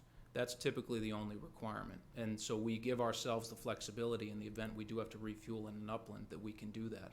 But in this instance, it seems like the commission, the peer reviewer is asking for specific refueling locations, which, I mean, we can try to do our best to get that, but it's almost not attainable because we don't know how much fuel a truck's going to use at a certain time. We don't know if we're going to need to refuel at point A or point B. The only thing we can guarantee is that it's not going to be in a resource area. It's almost like we are given areas where we cannot refuel, and that's how we demarcate our plans. Now, in the event we did, if we had an emergency and something happened in the buffer zone or in an area where we needed to refuel, we would utilize some type of secondary containment to ensure that there was no spillage of any fluid, in sensitive areas. So that's my answer to the refueling question. Well, I guess Are there specific areas where you would not want us to refuel, other than the buffer zones? Probably anywhere between Route 135 and Chestnut Street, but that's really not very feasible for you. The thing about upland and wetland that most people may not understand is upland doesn't mean you're way up here. No. Upland means you're not in a wetland. And so you can be right here, and a wetland can be right here. And that area that you go through behind the dam at the Ashland State Park has upland between the brook and Cold Spring Brook. But it's also upstream from the rest of Willow Swamp. So even though it's upland, if you were to spill there, whether it be a hydraulic spill or a diesel spill or whatever it might be, it would end up going downstream. And I would suggest and you're in a relatively restricted area because you have, I think it's 30 feet in the state park, to do all of this stuff, which means everything, if I understand this correctly, everything has to be kind of lined up you know, the excavator, the fueling truck, the people delivering the pipe, all of that stuff has to be in some kind of order, correct? So let me just respond to your first question about the upland island in the middle of the state park, which I believe is the only one we have for the project. I mean, that, even though it's an upland island, would still be in buffer zone. So what I said earlier would apply. We would not be refueling there. It's in buffer zone. Okay. Unless there was an emergency, and then we would use secondary containment. But, I mean, we inspect the equipment daily. There's daily tailboards. Those type of things, if those procedures are followed, are unlikely to happen. But because it's in buffer zone, we wouldn't be refueling there, so. Yeah, I think that actually, that is the one area that's probably the largest area that's in the floodplain. Yeah. So that's, like, that would be an area that would be excluded presumably. Okay. And again, I am trying, even though you don't believe me, I am trying to confine my comments to wetland issues. Obviously, and that's why That was a I wetland issue, made for the sure. announcement at the beginning that we are restricted to wetland issues and wetland discussion here at this meeting. That doesn't mean that there are only wetland issues ongoing in this project that Yeah. people are concerned about.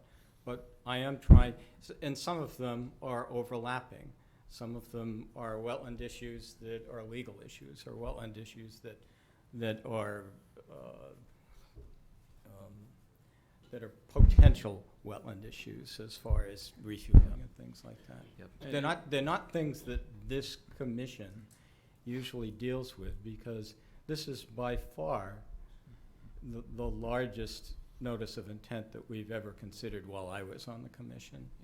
Yeah. So it has very unique aspects to it. Sure. And keep in mind too, Carl, that, you know, the EFSB is gonna consider issues that you said are kind of on the cusp of being wetland and legal, you know, and then determine what the route will be. So if they did determine that for some reason disagreed with our take that there could only be one pipe there and we had to remove the old, that increased impact would be taken into account. And ultimately, it's up to them to, you know, approve the final route. So it's, you know, like I said, we make our case, the town makes their case, and the board rules, pretty much. Yeah, and I don't want you to take offense to the fact that we're doing what we're asked to do. This is our Yeah. job here at the Conservation Commission. A lot of the And- stuff you've brought up has been helpful, like the stockpiling the mucky soil.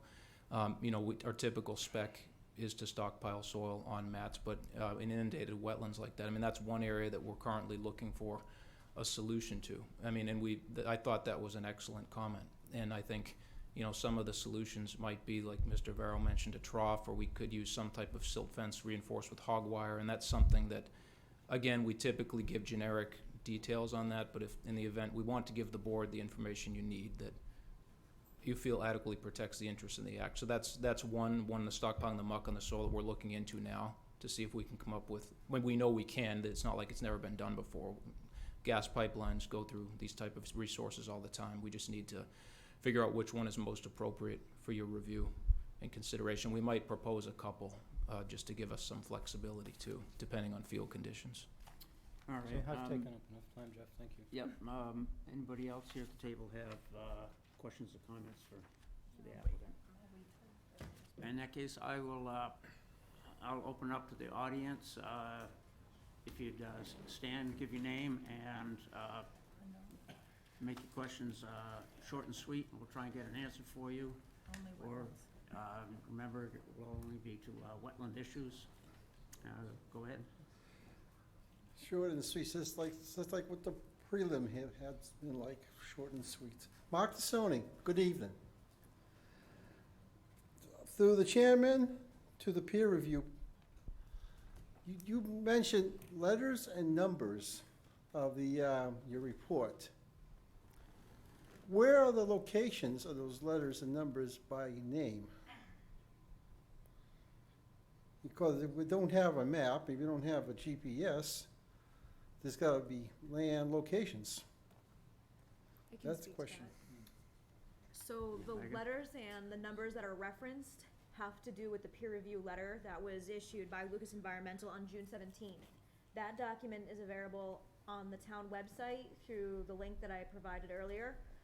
go to ashlandmass.com, click on departments, go to conservation, and then click on current projects. You'll see all the documents for Eversource there, which includes this letter. And a set of plans, Set of plans are and on a there set of too. plans that go along with this letter. Correct. So, if people at home who don't have computers, they won't know. They can go to the library and If they don't Dial have it in there. transportation and can't get there on their own, they won't know. All right, Okay. Next question, please. Next question. At least, this is not the model report, 438-page fiasco with no collusion. Pretty Uh, close to it, though, Yeah, I know, what we just went through as far as volume goes. was about like a C-SPAN special. Okay, I would like to, first of all, I'd like to thank WACA for getting my show on the air, which was on, and I wanted to have a hookup, which nobody else has seen. And I'd like to thank Megan there for getting the files that I gave her and Stu on files. That's everything I gave before. I would like to thank the town manager for a response. He's the one that saw my video and told me it was helpful and informational. And I'd like to thank the town of Hopkinton for getting the paperwork to go through what this is at the very beginnings. Adjudications, town without borders. It's Eversource pipeline that starts in Hopkinton, they're gonna go through Ashland to reach 126 Framingham to that transfer station. It's gonna be everything that's gotta be a nightmare filled, and it's also gotta be an understanding that what was said at a forum of the community center about a couple months ago, that once they dig up their properties, they're not gonna pay for the damages. That's a slap in the face to the people there. The wetlands, yes, understanding, and I got no idea what this rule is up here for. I'm trying to measure my words. The people that put up the signs and are wearing the stickers sat through a legal board meeting that could have been held off camera and then brought back up. Just like everything else that is with this town sometimes, people's gotta sit through and age before they get answers. Thank you. All right, thank you, Mark. Okay. All right, Joe, next, please. Thank you, Mr. Lino. Joe Mignani, 2 Harper Lane. I'll address the question to you. You can ask Team Eversource the question on behalf. We've been talking about the wetland issues and working through the wetlands and using all extreme caution with respect to, keeping it as pristine as they can while they go through there. Accidents do happen. Whether you can take all the, the precautions and the necessary measures for them not to happen, they do happen. I haven't heard anything yet discussed in any of the concerns or any letters that I have read or reports that I've read to do with hazmat cleanup. So will there be a hazmat truck there for that purpose, should something happen, or do you have to wait? Because in the meantime, if fluid does have to come out, or if it's hydraulic fluid, or if it's, diesel, I mean, it's gonna have the opportunity to go further into the wetlands. So I would assume that there would be something available to contain that immediately instead of having to wait for something to show up on site. That'd be number one. And with respect to the wetland, other matters, will the Concom be requesting additional bonding to make sure that if there are any damages to the wetland, that it can get repaired, or do we have to wait for nature just to take its course? And those were the 2 questions that I have to ask. I think to answer your second question, we have the ability to issue enforcement orders and compel them to make repairs and restore an area throughout this whole process and at any time. So that, if something does go wrong, we can make them fix it, and we can also levy fines to them regarding Okay. hazardous materials, use or cleanup or oil I'll sit down spills? with you, Mr. Chairman. You can answer that, please, Matt. Sure. Yeah, thank you for the question. So sometimes, it's unlikely, but sometimes there can be unintended consequences from construction, things such as, release of hydraulic fluid or, fuel spills, things of that nature. All of our crews, if that does happen, again, which is unlikely, they have spill kits on site, which contains substance similar to cat litter. For those of you that have cats at home, it's a bentonite clay mixture, so it absorbs any liquid and becomes hardened. That's deployed as a first measure along with some type of containment if it's a larger release. Small releases, the spill kits are pretty successful at keeping contained. For larger releases, there would need to be some type of containment. Once that is done, we will assess the situation, and then depending on what type of cleanup, if any, is required, we would have a company like Clean Harbors come out and maybe vac up any soil that organic matter had adhered to, and transport that off-site. And then we would, if that did happen, also I'd left this out. The first thing we would do is notify the Commission and Mass DP, because they may have certain conditions that we have to follow in that type of regard. But based on, if it did happen, that would be the process we would follow, along with any additional procedures or conditions that the Commission feels are appropriate. And regarding the bonding question, I know, Mr. Chairman, you answered it already, but the last thing the company would want is enforcement. I mean, it exhausts the company, and being on a commission myself, I know there's nothing more that exhausts a commission more than enforcement. So if there was a situation, a corrective action that was needed, by all means, I can be your first call, and we can see that any corrective action is done in a timely manner. There's going to be a lot of eyes on the project, both internally, I'm sure, in the town, externally, and we want to work with the town and the residents to make sure that, again, it's protective of the interests in the act, but also protective of folks' properties. Okay. One thing that came to mind as we talk about hazardous materials, when the old pipeline is abandoned and you vent it, how is that the gas that's in the old pipeline handled? Does it just vent into the atmosphere? Does it go through a filter, or is it captured and treated and released? Maybe you can answer that, Sean. So, to answer that question, it's kind of a multi-part process. The gas or the pressure in the line is vented to atmosphere, and there's certain means, use of silencers and things of that those measures that protect any ignition of gas while it's being vented. And then from there, an inert gas is put into the pipe, and all the gas will, basically the inert gas is used to push any actual natural gas that's in the pipe out of service. Is it flared off at all, or is it just vented it's at a just slow vented. rate and it dissolves as it goes into the atmosphere? That's correct. We typically do not flare. Okay. All right, thank you. Next question. Anybody else? Oh, Thank you, Jeff. question right there. Cliff Wilson, 378 Elliott Street.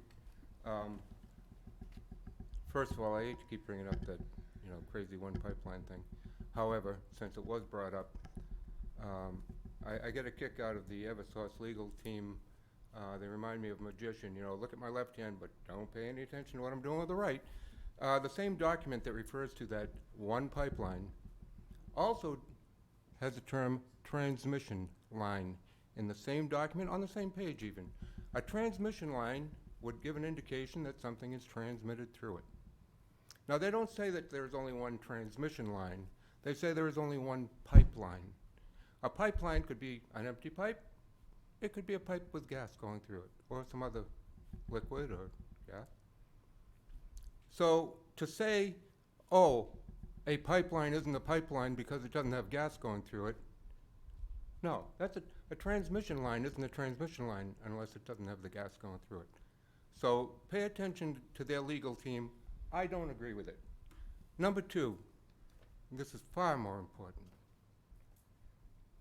Earlier, Carl had mentioned a secondary source other than Cold Spring Brook coming down from Hopkinton and going into the Willows. For many, many years, that has remained unnamed.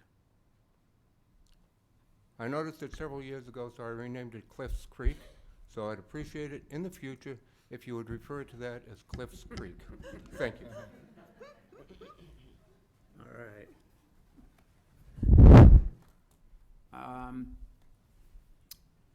All right, seeing no more questions coming up. One more, please. And I think maybe we can wrap this up. Kathleen Rooney, 136 Fountain Street. I thought there'd be a lot more comments. I guess it's almost 70 years later than 1951. That'll be in 2021, but it's 2019. And we would never, in this day and age, allow a pipeline to be run through the wetlands. So I'm kind of wondering why we seem to be stepping backwards in time and re-allowing this entire project to happen in the wetlands. It's hubris to suggest that we can fix the wetlands. What's been fixed out there since 1951 has taken 70 years to get fixed, quote unquote. I can't imagine that they can do this project in the, so that's point number one. Number two, I can't imagine that they can do the confines of this project in the actual right-of-way, as I've stated, because I work on job sites all the time with large equipment, and as Carl and other people have been talking, it's extremely difficult to manage all that equipment in a really narrow space, plus the piles, and keep accidents from happening, because people bump into stuff, they knock stuff over, whatever. And so it's great that they have all this stuff stockpiled on site to use in the event of an accident, but because the site's so narrow, it's not going to be very close by. It might be on one end or the other. So I think the issue of the pipe or pipes or whether they transmit or not, that whole easement issue should be addressed, because that's going to change how the work happens out there. The refueling in general is just an issue, as Carl and other people have stated. The invasives issue is another huge issue. All their machinery, everything needs to be checked and cleaned before it comes onto those sites, and it needs to be cleaned before it leaves the site. Any place they're digging out invasives, that soil needs to go somewhere. It needs to be thoroughly dried out.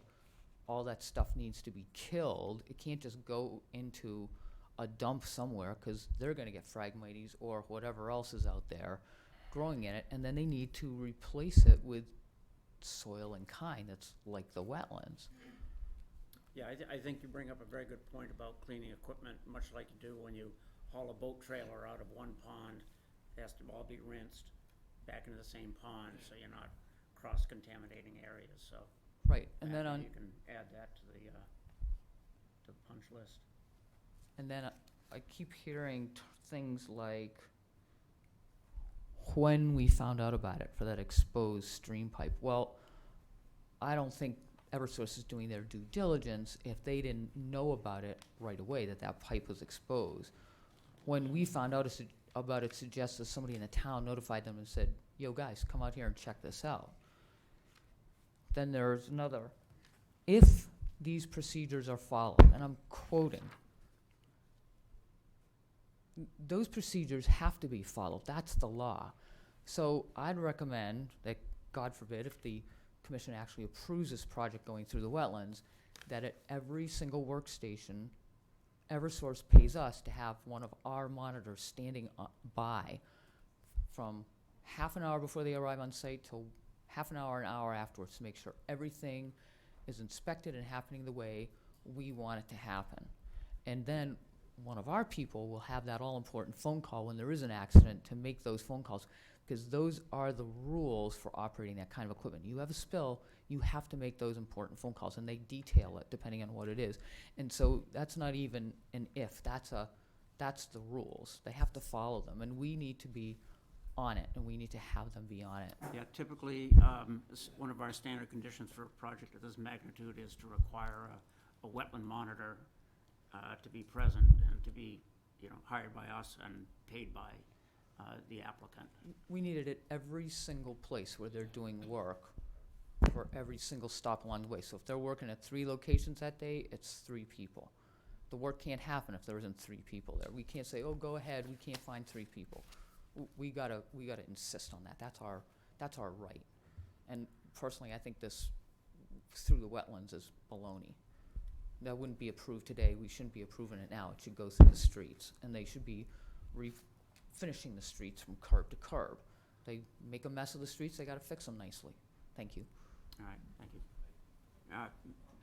Mark, hold on a second. Matt is going to reply here. Okay. Oh, we've got Matt all over the place here. Oh, yeah.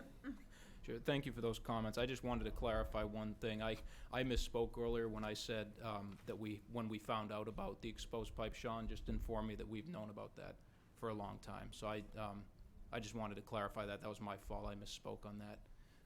Regarding the invasives, that's a very relevant comment. That's something we deal with frequently, both on, mostly on our transmission electric projects, because we own a lot of transmission electric territory more than gas.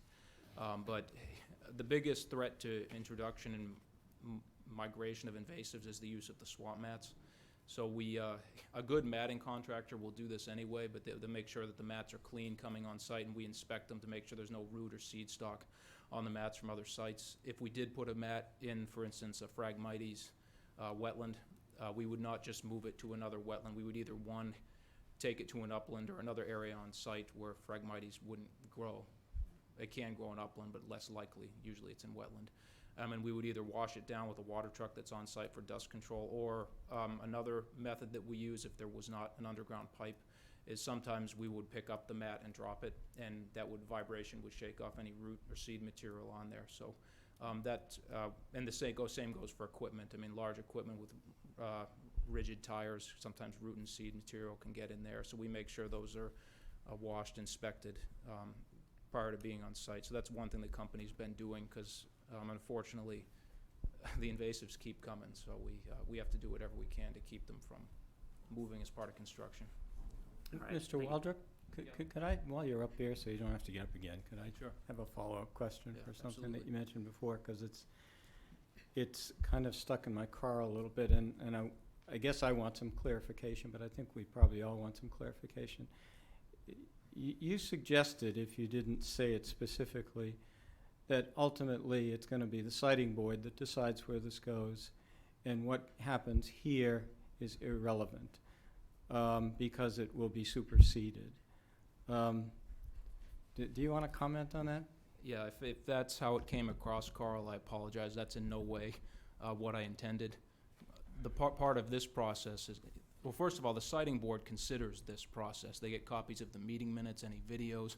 Your council should communicate at the proceeding any concerns or questions the commission has to the board, and the board considers that as part of their process. And you still have the opportunity to issue an order of conditions with special and standard conditions. So if there's anything you feel that's protective of the interests in the act, you can still do that. It does not by any way obviate your ability to condition the project or approve the project. And as you mentioned, I mean, hopefully it doesn't come to this, but you do have some alternative methods under your bylaw, but there are other methods also to appeal that as well. But I did not intend by any means that this process means nothing.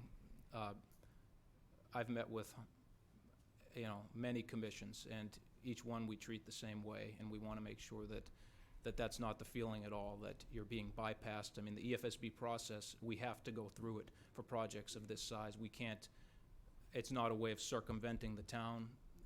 We're required to go through it by law, and there's certain things we can and can't do.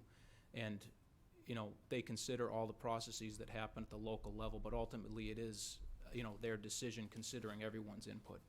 Yeah. But I did not mean that the board's opinion does not matter. Matt, will the EFSB hold their decision until we decide here?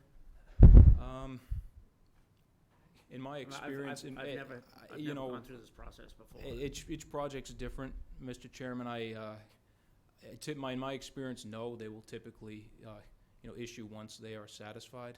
And say, for instance, if it came out that the alternative route, they said, we don't want the preferred route, we like the alternative route in the street, we would have to withdraw our application before you and file a new one for the alternative route. Will they leave it open as long as, like, for instance, through all this, we're gathering new information? And as long as we're gathering new information, are they still interested in that new information, or? You know, Or is it just whatever was submitted to them at the very beginning is all they consider? so I mean, they have their standard process, which is discovery. They take information from us and from the town. I would recommend checking with your counsel, your lawyers, on how the rest of the process works, because they handle a lot of the administrative and legal stuff on how that works, and you know, us four here can't answer that, Well, you said that they have the minutes to these meetings, or they watch the film. Who supplies?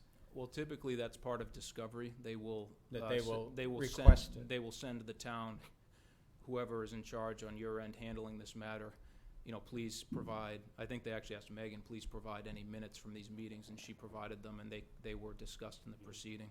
So Okay. they asked for that I'm just information. trying to learn more about it. Yeah, so. it's a very comprehensive process. I mean, it's, you know, we get cross-examined. They ask for a substantial amount of information from both sides, so. Okay, Thank you. All right, next to the podium, please. Hi, Matt Marshquist, 12 Weston Road.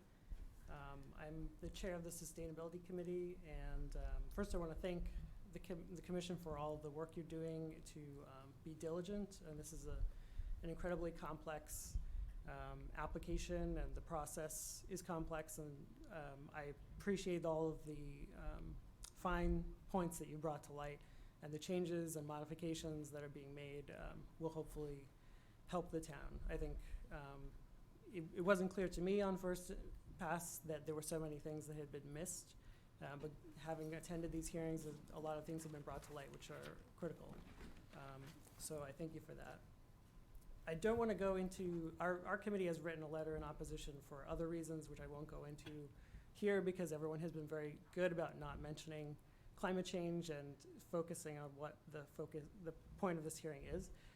So I will say that there was an important piece to one of our letters, which hasn't been discussed here yet, which is just that as we try to reduce the emissions of the town, and we look at all the resources available to us for bringing our town to a net zero emissions, trees and wetlands are an incredibly important resource. And we know that wetlands are an important part of the carbon capture and sequestering the natural process that happens. So anytime that we disrupt wetlands for construction, for a pipeline like this, it has a negative impact. This is unfortunate that, you know, this is a fossil fuel infrastructure going through a wetlands. It's sort of a double whammy, but I think it's important for us to consider that, you know, this commission understands this, but for the rest of the town, there is this other aspect to wetlands which is significant. Thanks. Thanks, Matt. Thank You know, I think the narrative around wetlands is evolving, and I think that the law protecting wetlands hasn't kept up with the narrative. It's evolving, you know, as we speak with regard to the things that you talked about, and maybe 10 years from now, that will be a natural part of a discussion of impact on wetlands. But it's not there yet, and that's why we're kind of like drifting into the fringe when we bring that up at these meetings. That doesn't mean that it's wrong to bring them up.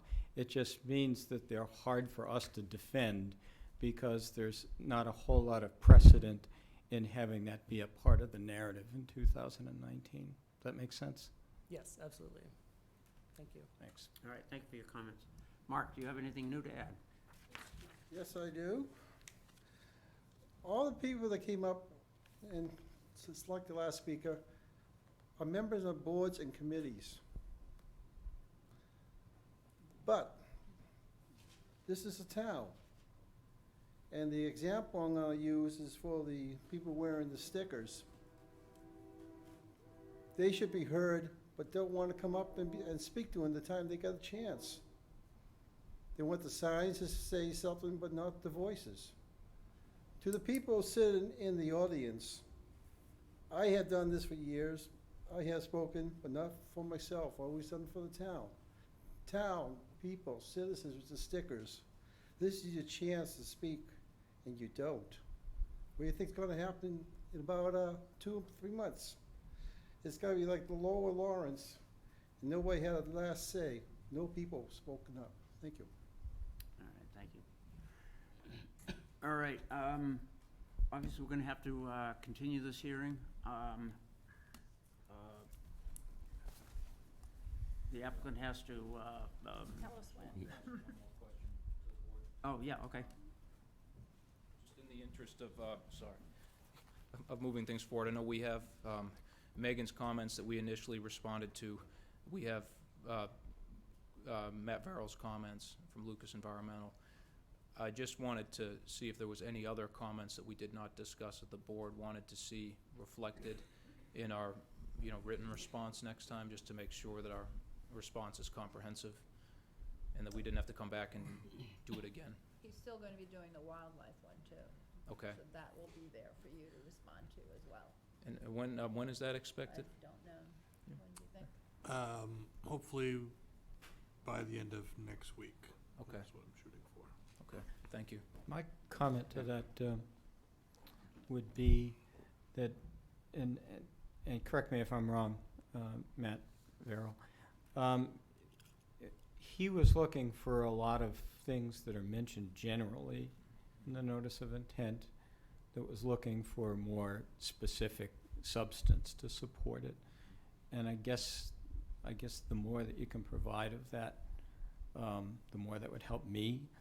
I can't speak for the rest of the commissioners, but that certainly would be helpful. Understood. No, that was our takeaway from reading Mr. Vara's letter too. So we will certainly do everything in our ability to get you the information you need to facilitate your review.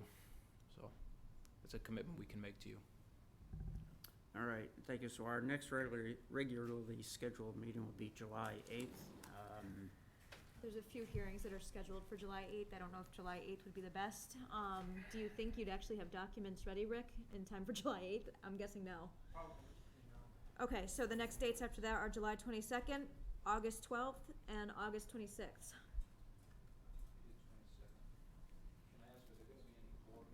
That's what I was just That gonna was the next ask. ask. We need to all be available at those meetings. Yeah, I'll be. As far as I know, I plan to be here. KG? Not on the 8th, but subsequent to that I am. 22nd? 22nd Yeah. I am. 22nd, I'll be available. Greg? Yeah, those dates are fine with me. Heck? Pretty sure. Okay. All right, so, I'll, July 22nd, July August 22? 12th. July 22nd, Is it too August soon 12th. for you? What Are was they the other okay? one? After August 12th? and August 26th. Oh, Matt, for you too. 26th.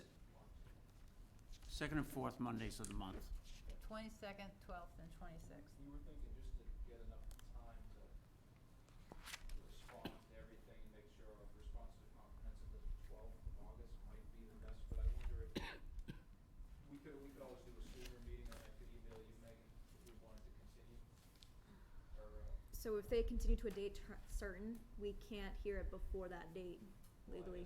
No, but if he's saying he wants to put it on the July 22nd meeting and then move it if we can't. Ask for a continuance. Ask Oh, for a yeah. continuance. We don't Yeah. need to be present to ask for the continuance. No. No. Yeah, but No, the no. only issue with that is twofold. We have been scheduling other hearings around the Eversource hearing so that we have enough time to discuss them. And we've also been trying to give enough notice to the residents so that they can either make plans to be here or not be here. Yeah, well, in that case, Carl, let's just do the 12th. Of August? Okay. If that's easier for the board logistically. All right, so do I hear a motion for, I make a motion to continue 95-926 NOI and SMP for Eversource to August 12th. I second that. and all in favor? Aye. All right. And everybody's here that date too, correct? Yep. Matt, can you make that date? Yes. You forgot about him. It's better than the 22nd for me, so. Okay, good. That's good. What? Yeah, go ahead. Megan, when I spoke to you today, you mentioned The contract. that Lucas might need additional funding. Could you guys speak about that a little bit? So, for the contract with Lucas Environmental, I think what would be wise is if we amend the existing contract in order to cover a second review of his initial memo. Basically, what that would include is a final check off that all comments have been received and there's no further comments. I did touch base with Matt Farrell earlier today, and I asked for a cost estimate to be provided by the end of the week this week. Okay, great. Yeah, we're certainly open to additional funding if that's what the board wants to, provided it's reasonable, and assist with your review of our application. As you mentioned, we just need that cost estimate to, make sure we can get the funds to support it, something in writing. And do you think you would still be feasible by the end of the week? Yes. Okay.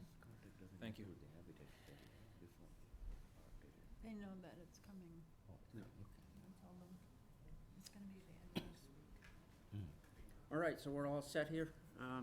We take a No other 5-minute details. recess so that everybody can disperse, or you want to continue with it? Yeah, well, I think somebody's gonna find Bill and bring him back in here to, I'm gonna go get him now. Do executive session. Gene was in here. Oh, really? Okay. Gene was supposed to be here. Thank you. Thank you. No, your letter was really, really Good. got all underlines and all this. I was like, oh God, I read it once and I was like, oh God, I gotta go again. Really, you should feel glad. All over the place. Excellent, nice. I like to see it annotated. It's like, damn, she read it. Yeah, sometimes you write these things and you wonder, does anybody ever actually look at it? I did, twice. And my dogs were not happy. Geez, I'm gonna have to get All three of us were looking at it. What did you do? Yeah, it's paperwork. Thank you for being so quick.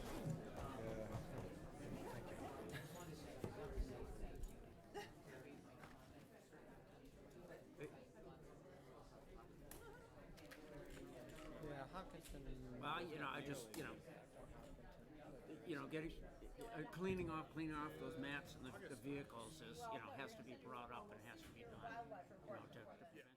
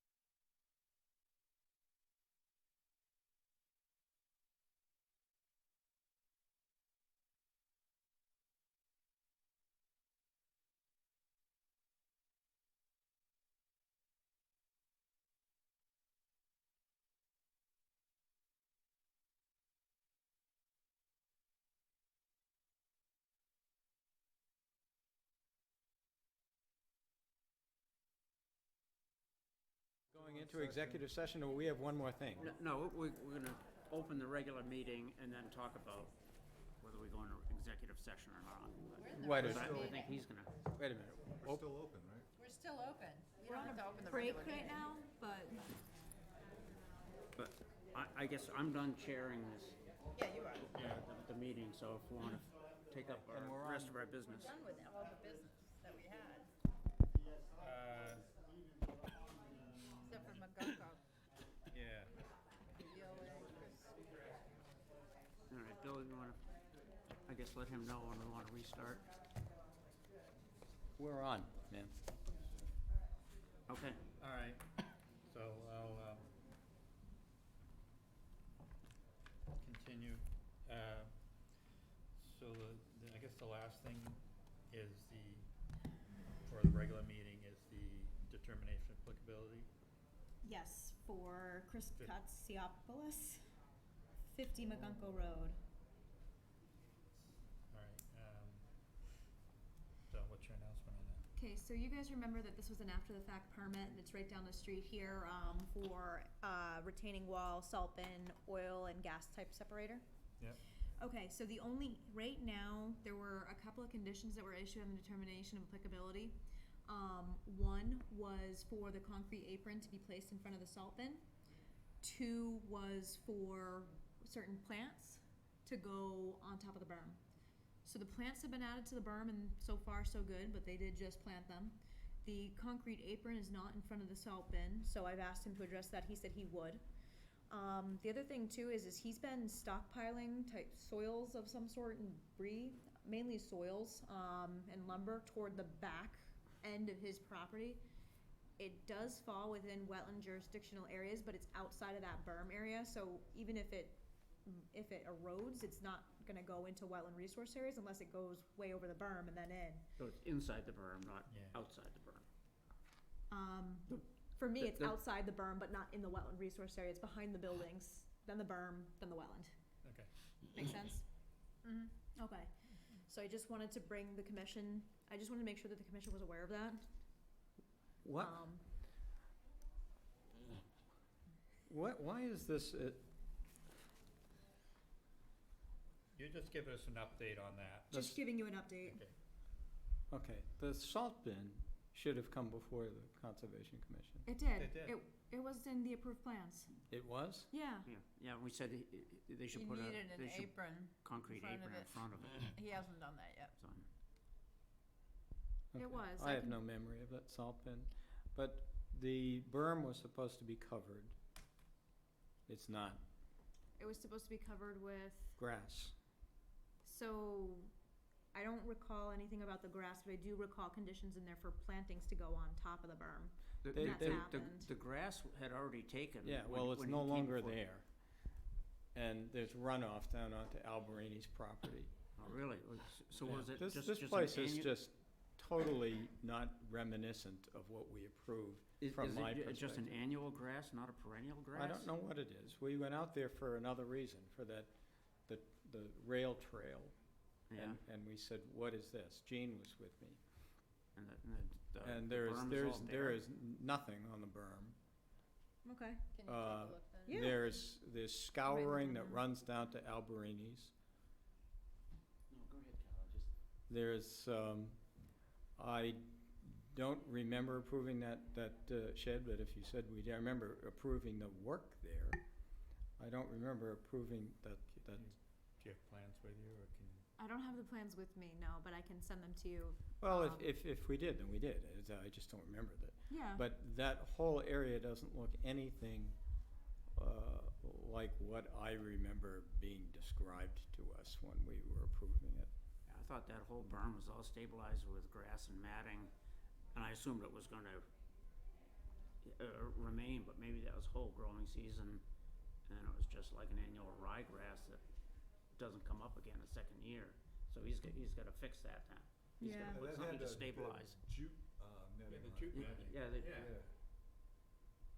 So he's I gotta thought there plant was- something on the berm to stabilize the soil, plus the plantings on the top.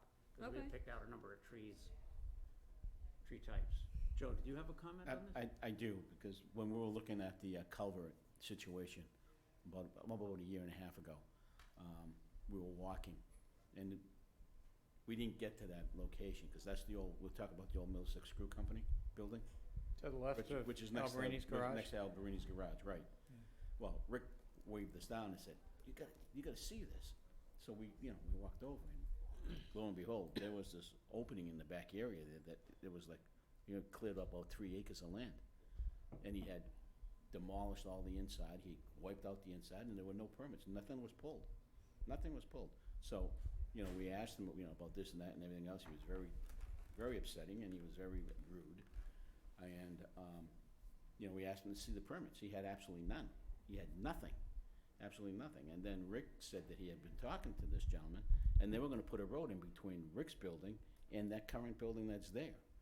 So I don't know if you have plans. I'm kinda curious whether or not there are plans that show a road going between Rick's property and the other. No, they other put a building. wall there. They ended up putting a wall there. So, but it's not a Eventually, roadway. after you saw that, that did come before the commission. Okay. We went out For there. whole notice of intent. Okay. And they claimed that they didn't know it was jurisdictional, and so we walked through the condition, we went out there several times and walked through the conditions, and they were following some. There was grass on the berm at one point. They had put the berm there themselves, not at our instruction, but they should have come to us before they put it there. I agree with you. And there was a discussion as to whether there was runoff onto the neighboring property, and the answer was no, but there seems to be. There's a little, if you go out there and take a look, I mean, Rick doesn't wanna make issues or hard dealings with the people. But it's not Rick's job to uphold the Wetlands Protection Act, No, you know? oh, you're right, but he also doesn't wanna, he doesn't wanna be a bad neighbor, Sure. so. he Well, just- All right, so we need to stay on top of this and get them to Oh, absolutely. comply Thank with the order Thank you, we've Joe. issued to them, so. Absolutely. Have you been out there recently? I was out there a few weeks ago. Okay. Check So the runoff maybe we then. need to take Yeah, another look at it. yeah, I can do that. See where Did it's you notice running. any extra fill back there?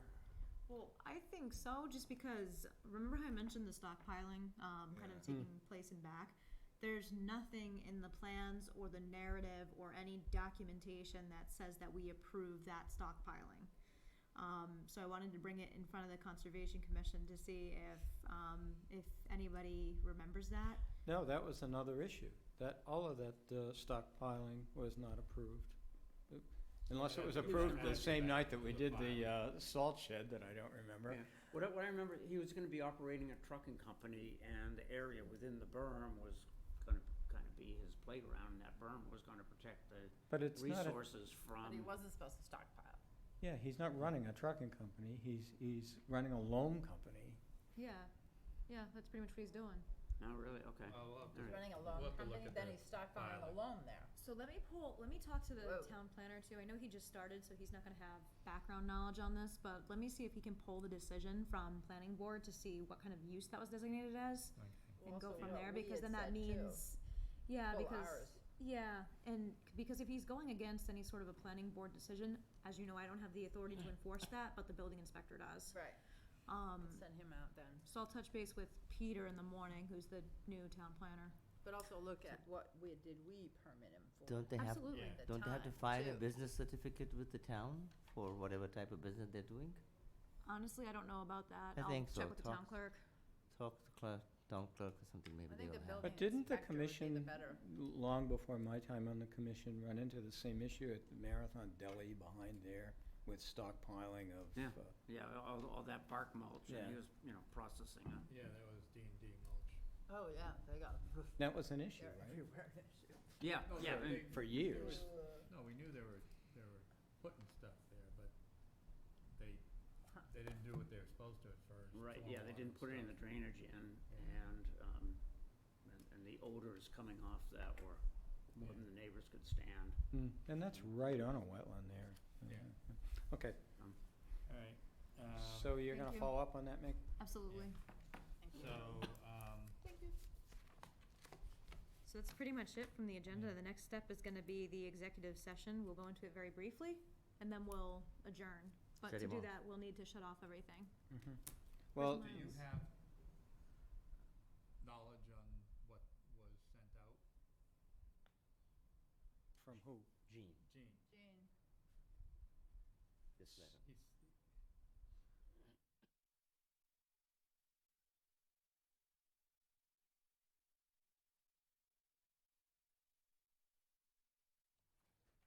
Not adjourn. Well, not Recess. adjourn, I move. Close the open hearing. Thanks, Mark. Close the open meeting. I move that we close the open meeting for Second.